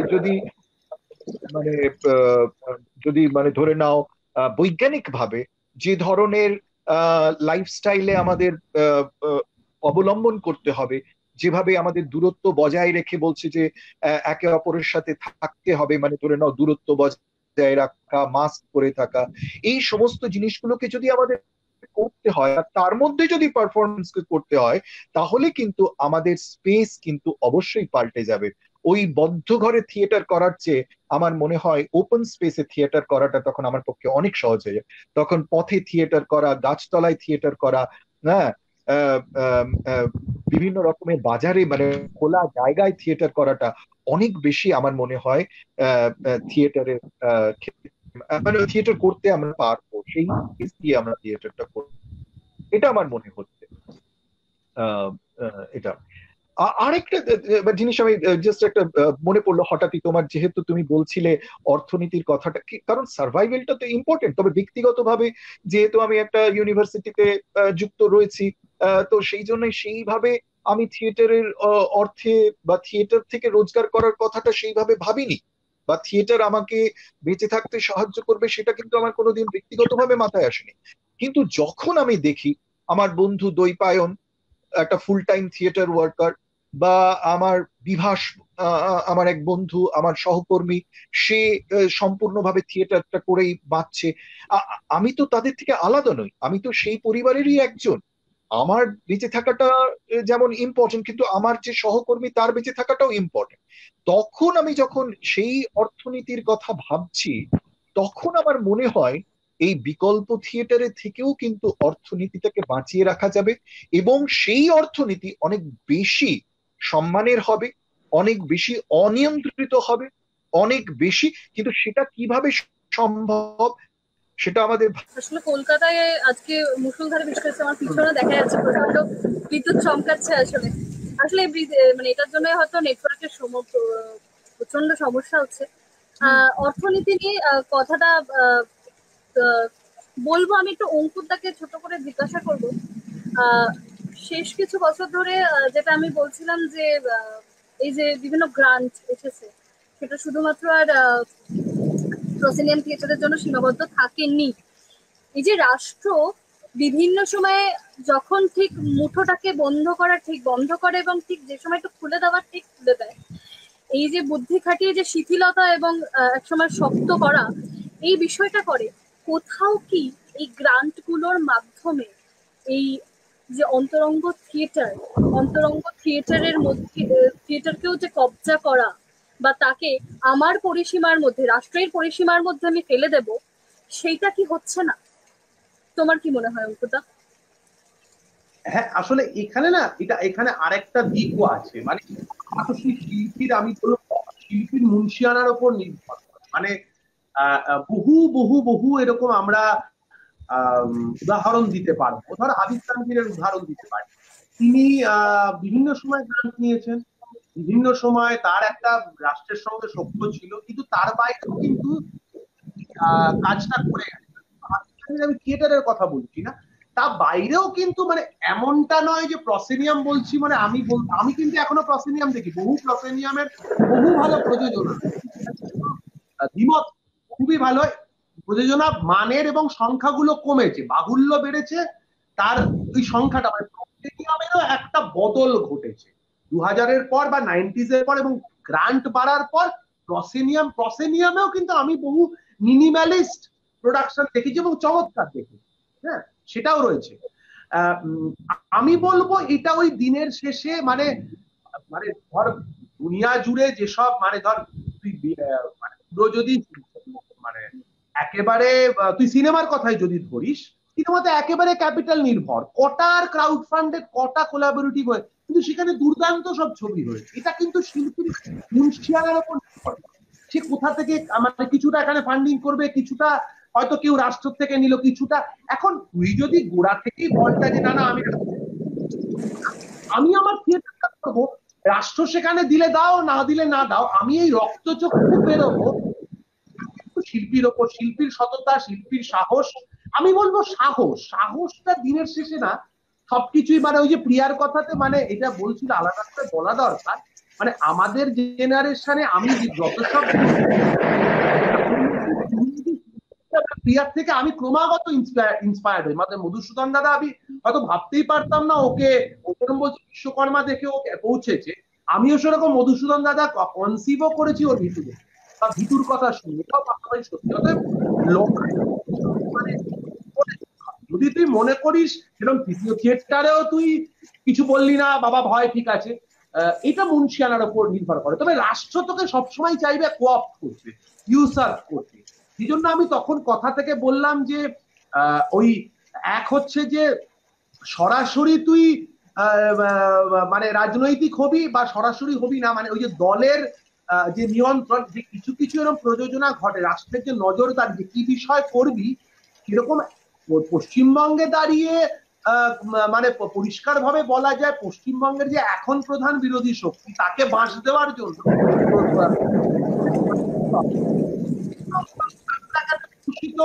দলগুলোকে গেরুয়া বিরোধী বিরোধী নাটক করাচ্ছে, তার মানে খুব কংক্রিট উদাহরণ আছে।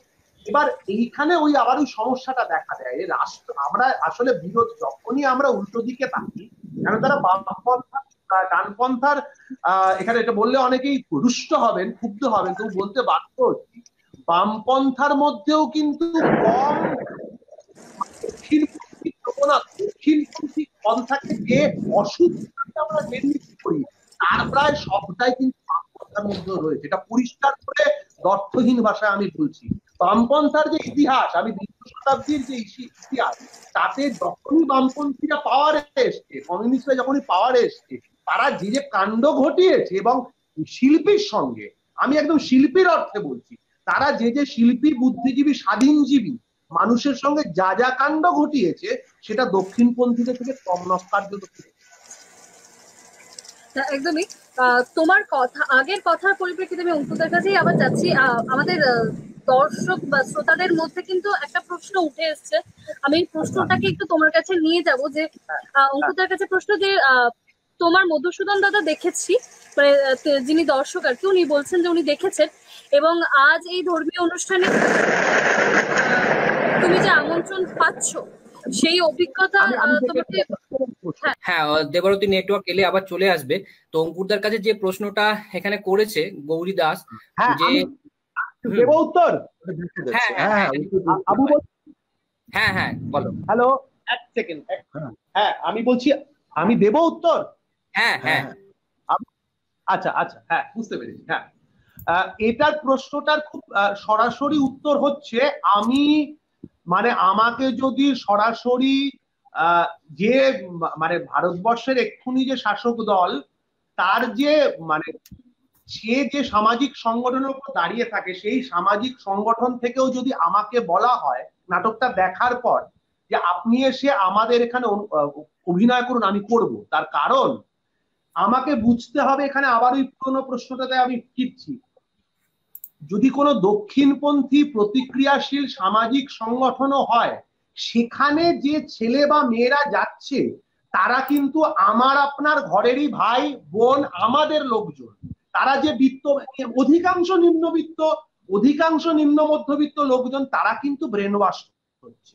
আমি কিন্তু যতটা পারবো তারা যে স্পেসে বিচরণ করে, ধরা যাক একটা সেই সামাজিক সংগঠনের হয়তো স্পেস নয়, কোন রকম কমন স্পেস, আমি কিন্তু তার কাছে আমার কথা নিয়ে পৌঁছানোর চেষ্টা করব। এবার লড়াইটা আমার এখানেই, সে আমাকে কোঅপ্ট করবে না আমি তাকে অ্যাটাক করব। এটা একদম আমার কোনো ছুতমার্ক নেই, কারণ আমার ওই আমি আবার বললাম মাই ল্যান্ড অ্যান্ড মাই পিপল। কারণ মানে ফ্যাসিবাদ যদি আসে, যদি দক্ষিণপন্থা মাথা চাড়া দেয়, আমাকে যুব শক্তির কাছে পৌঁছতেই হবে আমার কথা নিয়ে, এছাড়া কিন্তু কোনো পথ নেই। আমি যদি মনে করি না আমি অলরেডি কনভার্টেড যারা, তাদের সঙ্গে কথা বলছি, আমি তো খেলাটা হেরে, এটাই তো চলছে, আমি তো খেলাটা হেরেই বসে আছি। যখনই আমি বলছি যে আরো আমাকে গ্রাসরুটে যেতে হবে, যেভাবে সেই সামাজিক সংগঠনটা পশ্চিমবঙ্গে দাঁড়িয়ে ডালপালা ছড়িয়েছে, আজ না হলে কাল তারা শাসনে আসবেই, যদি না আমরা পাল্টা প্রতিরোধ তৃণমূল স্তরে করতে পারি, গ্রাসরুট লেভেল, এটা পরিষ্কার করে বুঝে নিতে হবে। এবং তারা অনেক বেশি ডেডিকেটেড, তারা অনেক বেশি শক্তিশালী, শুধু পয়সা দিয়ে নয়, শুধু মাসেল পাওয়ার দিয়ে নয়, ডেডিকেশন রয়েছে বলেই তারা এই শক্তিশালীটা হয়েছে। আমাদের যদি কংগ্রেসেরও ইতিহাস দেখি, যদি বামফ্রন্টেরও ইতিহাস দেখি, মূলত দাঁড়িয়েছিল সামাজিক সংগঠন, গণসংগঠনগুলোর ওপর। যবে থেকে পলিটিক্যাল সংগঠন, গণসংগঠন আর সামাজিক সংগঠনগুলোকে খেতে শুরু করলো, আমি হেজিমানি বলছি না, খেতে শুরু করলো, তবে থেকে কিন্তু 12টা বাজলো, এবং তবে থেকে কিন্তু তারা মানুষ থেকে বিচ্ছিন্ন হলো। সে তুই মাও সে তুংয়ের কালচারাল রেভলিউশন বল বা বা রুশ বিপ্লবের পর নানা যা কাণ্ড ঘটেছে স্টালিনের আমলে, সেইখানে গেল, তার নানা রকম অতি প্রকৃতি কিন্তু আমরা এখানে দেখেছি। অতএব বিষয়টা লড়াই, ওই জায়গাটা লড়াই আর কি, যে আমি যাব, আমি কোনো যদি আরএসএস এর কর্মী হয় আমি তার কাছে আমি ওপেন করব। আমি এত ইনসিকিউর কেন? আমি তো ইনসিকিউর নই, শিল্পী হিসেবে আমি ইনসিকিউর। এই ভয়টা আসে যে আরএসএস এর কোনো কর্মী, এইটা আমার এই প্রশ্ন আমাকে আগেও ফেস করতে হয়েছে, যদি সে মানে কি না কি হবে। আরে সে তো ব্রেন ওয়াশ, মানে এইটা ওই আবার ডিহিউম্যানাইজেশন। আমাকে তো হিউম্যানাইজেশনটাকে মানবীকরণ, মানবিকতা নিয়ে তো পৌঁছতে হবে, সে তো মনস্টার নয়, এটা বুঝতে হবে আজকে দাঁড়িয়ে। আমার মনস্টারটা আমার মনের মধ্যে, মনস্টারটা সমাজে, মানে ওই বেবি বিদ্যা বাতওয়াটার হয়ে যায়। হ্যাঁ একদমই, এই আমার একদমই, এটা তো অবশ্যই। এবং মানে আমার যেটা মনে হয় যে মানে সেই সাহসটা আসলে দেখানোটা হচ্ছে যে আমার নাটক কতটা আমি তুলে ধরতে পারছি, তার যে ক্ষমতা আর কি, সেই ক্ষমতাটার উপরে অনেকটা ডিপেন্ড করে আর কি। ফলে অবশ্যই মানে তোমার কথাতে একমত একদমই। আমার ধারণা যে জনার্দন দা এবং প্রিয়া এরাও একমতই হবে। তো আমার এটা মনে হচ্ছে যে যেটা অঙ্কুর বাবু বললেন, যে ব্যাপারটা হচ্ছে একটা বাউল গান, এবং সেই বাউল পারফরমেন্স করছে, সে কোন সে কি জায়গা বেছে, মানুষ বেছে গানটা করছে, না সে যখন তার পথ চলা, তার গ্রামের মধ্য দিয়ে চলে যাওয়া, যে বাজারে যাচ্ছে, সেই বাজারে কত রকমের মানুষ রয়েছে, সেই বাজারে, এই যে বাজারে পারফরমেন্স করা, যেটা আমি বলছিলাম, যে আমরা যখন একটা মুক্ত জায়গায় বা একটা বাজারে পারফরমেন্স করছি, তখন কিন্তু আমরা কিন্তু ওই যেটা সিলেক্টিভ অডিয়েন্স কিন্তু পাচ্ছি না। সেটা যেমন একটা হচ্ছে যে আমি সেখানে সব রকম মানুষকে পাচ্ছি, এবং আমি যেমন আমি এই আমরা ওরা এই যে বিভাজনটা করছি এই কারণ ওরাও তো আমাকে ইনফ্লুয়েন্স করার চেষ্টা করছে। তারা বিজ্ঞাপনের মাধ্যমে, তারা বিভিন্ন রকমের সাংস্কৃতিক কার্যক্রমের মাধ্যমে, তারা বিভিন্ন রকমের লিটারেচারের মাধ্যমে আমাকে ইনফ্লুয়েন্স করার চেষ্টা করছে। তো আমিও আমার থিয়েটার দ্বারা এই সকল আমি একটা মানে ইনফ্লুয়েন্স করব বলে নয়, আমার পারফরমেন্স এবং আমার দৃষ্টিভঙ্গি, আমার পারসেপশনটাকে তুলে ধরছি। এবার তার দ্বারা হয়তো তাদের মধ্যেও একটা পরিবর্তন আসতে পারে, যেটা একটা আশার দিক, যেটা তাদের কাছে না যায়, তাহলে আমার দিকটা আমি কিভাবে তুলে ধরবো? যে আমার দিকটার সঙ্গে অলরেডি পরিচিত, যে অলরেডি আমার সঙ্গে সহমত, তার কাছে গিয়ে তো আমি পিঠটা পোড়ানি, তার কাছে গিয়ে আমি ভালোবাসা, তার কাছে গিয়ে আমি ভীষণভাবে বাহবা পেতেই পারি। কিন্তু যে মানুষটা আমার সঙ্গে চিরকাল একটা বৈরিতার সম্পর্ক, চিরকাল আমার সঙ্গে একটা লড়াই করে গেছে, তার কাছে গিয়ে যখন আমি তার শোনার মতন করে আমি যদি তাকে শোনাতে পারি, তাহলে তো সেটা, এখন সে পরিবর্তিত হলো কি হলো না সেটা আমার কাছে মুখ্য নয়। তো আমি যে আমার পার্সপেক্টিভটাকে তুলে ধরতে পেরেছি, আমার ভাবনাটাকে তুলে ধরতে পেরেছি, এটাই কিন্তু একটা জয়। এবং আমার মনে হয় এইরকম ছোট ছোট জয়ের মধ্যে দিয়েই একটা বৃহত্তর জয়ের দিকে এগোনো যেতে পারে, যে ভাবনা চিন্তাটা রয়েছে, এবং সেটা করা খুবই ভীষণভাবে দরকার। এবং আমার মনে হয় যে এই যে প্যারাডাইম শিফট অফ স্পেস, এটাও কিন্তু একটা মেন্টাল স্পেস, যেটা আমার মনে হয়, যেটা অঙ্কুরবাবু যেটা বলছেন, এটা শিফটিং অফ স্পেস। আমি কোন মেন্টাল স্পেসে, মানে আমি বললাম যে স্পেসে দাঁড়িয়ে রাষ্ট্রের বিরুদ্ধে কথা বলছি, সেটাও কিন্তু হতে পারে। এ মানে নয় যে রাষ্ট্রের স্পেসে গিয়ে আমি পারফর্ম করছি বলে আমি রাষ্ট্রের পক্ষে বলছি, তা তো হতে পারে, এবং হয় না বলেই তো তার জন্য প্রতিরোধ হয়, তার জন্য বিভিন্ন রকমের আক্রমণ হয়, তার জন্য বিভিন্ন রকমের সমালোচনা হয়। তো এই জায়গাগুলোতে যত আমি অন্যান্য স্পেসে এনক্রোচ করতে পারবো, রাদার যত আমি নতুন স্পেসে গিয়ে আমার নিজের কাজটাকে তুলে ধরতে পারবো, আমার মনে হয় আমার কাজের যেমন মাত্রাটাও উন্নত হবে, আমার কাজের যে পরিধিটাও বাড়বে, এবং আমার মনে হয় যে সামাজিক এবং নান্দনিক এবং তাত্ত্বিক যে সমৃদ্ধি, সেই সমৃদ্ধিটাও তখনই ঘটবে।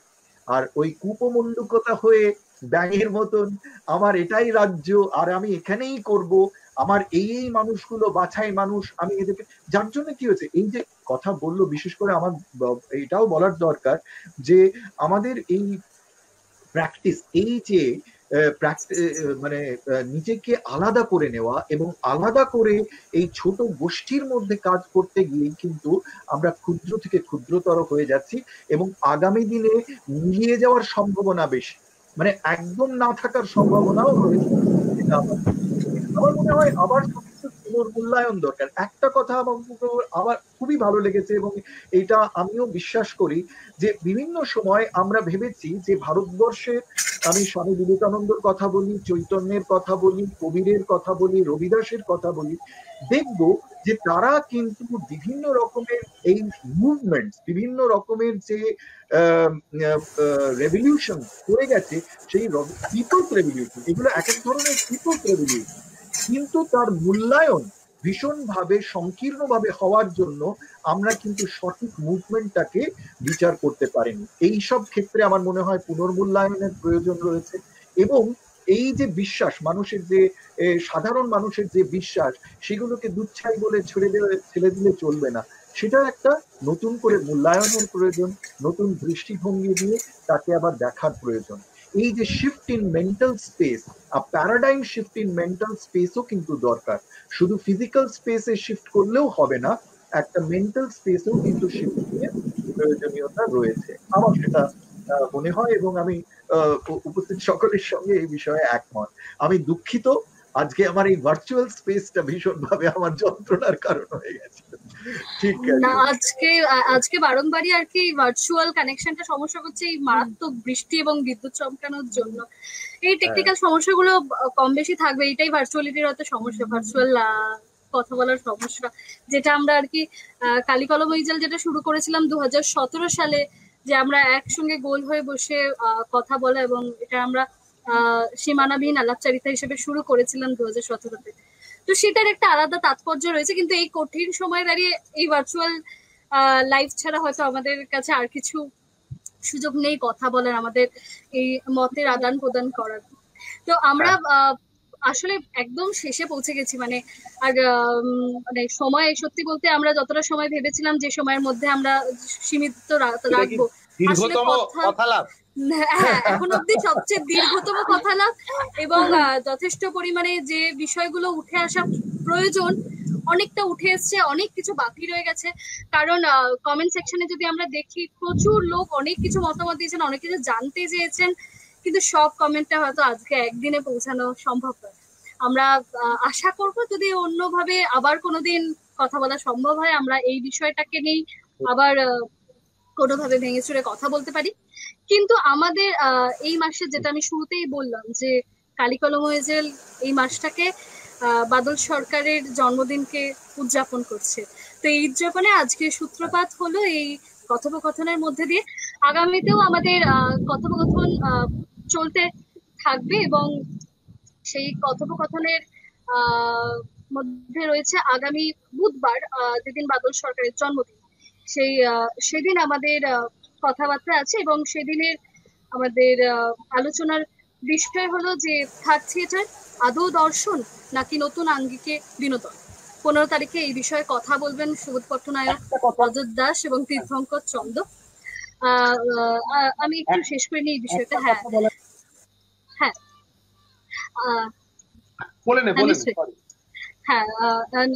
আর 19 তারিখে আমাদের আরো মানে থিয়েটার নিয়ে কথা হবে। সেখানে বিষয় হলো যে ক্যান দ্য স্পেক্টেটর স্পিক।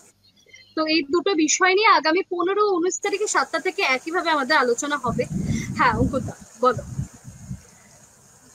আমি বলছিলাম যে কমেন্ট গুলো উঠে এলো, সেটা কি একটা কমন জায়গা করে আমাদের সবাইকে পাঠিয়ে দেওয়া যায়? তাহলে অন্তত আমাদের মানে ওই মানুষগুলো, তাদেরকে যদি ব্যক্তিগতভাবে যদি আমরা এনগেজ করতে চাই, বা এটা কি সম্ভব, বা এটা যদি এরকম একটা কিছু করা যায়, সেটা করা কিনা, মানে কমেন্ট গুলো জানতে চাইছি আর কি সবাই। নিশ্চয়ই আমরা দেখবো, নিশ্চয়ই এটা দেখবো যদি এটা কোনোভাবে টেকনিক্যালি সম্ভব হয়, কারণ অনেকগুলো কমেন্ট উঠেছে, অনেক তর্ক বিতর্ক। আসলে বিষয়টা তো তার্কিক, এই যে বিষয়টা নিয়ে আজকে কথা বলছি, বিষয়টা তো অনেকটা তার্কিক। তো সেক্ষেত্রে অনেকগুলো বিষয় উঠে এসছে, সেগুলো দেখছি এক জায়গায় করে যদি কোনোভাবে সেটাকে নিয়ে প্রসিড করা যায়। এবং আমাদের আগামী আলোচনা নিয়েও প্রত্যেককে জানালাম, আশা করবো আবার প্রত্যেকে আসবেন, এবং কালিকলম ইজেলের তরফ থেকে আপনাদের প্রত্যেককে জানাই অনেক অনেক ধন্যবাদ। এত দীর্ঘ সময়, এখন অব্দি সবচেয়ে দীর্ঘতম লাইভ এটা, এত দীর্ঘ সময় আমাদের সঙ্গে থাকার জন্য, আমাদের আলোচনার মধ্যে একটা অংশ হয়ে থাকার জন্য, এবং আগামীতেও আপনারা থাকবেন এই আশাই করব। আজকে কঠিন সময়ের কথালাপের শেষ করছি এখানে। প্রত্যেককে জানাই নমস্কার, অনেক ধন্যবাদ। ধন্যবাদ। অনেক ধন্যবাদ।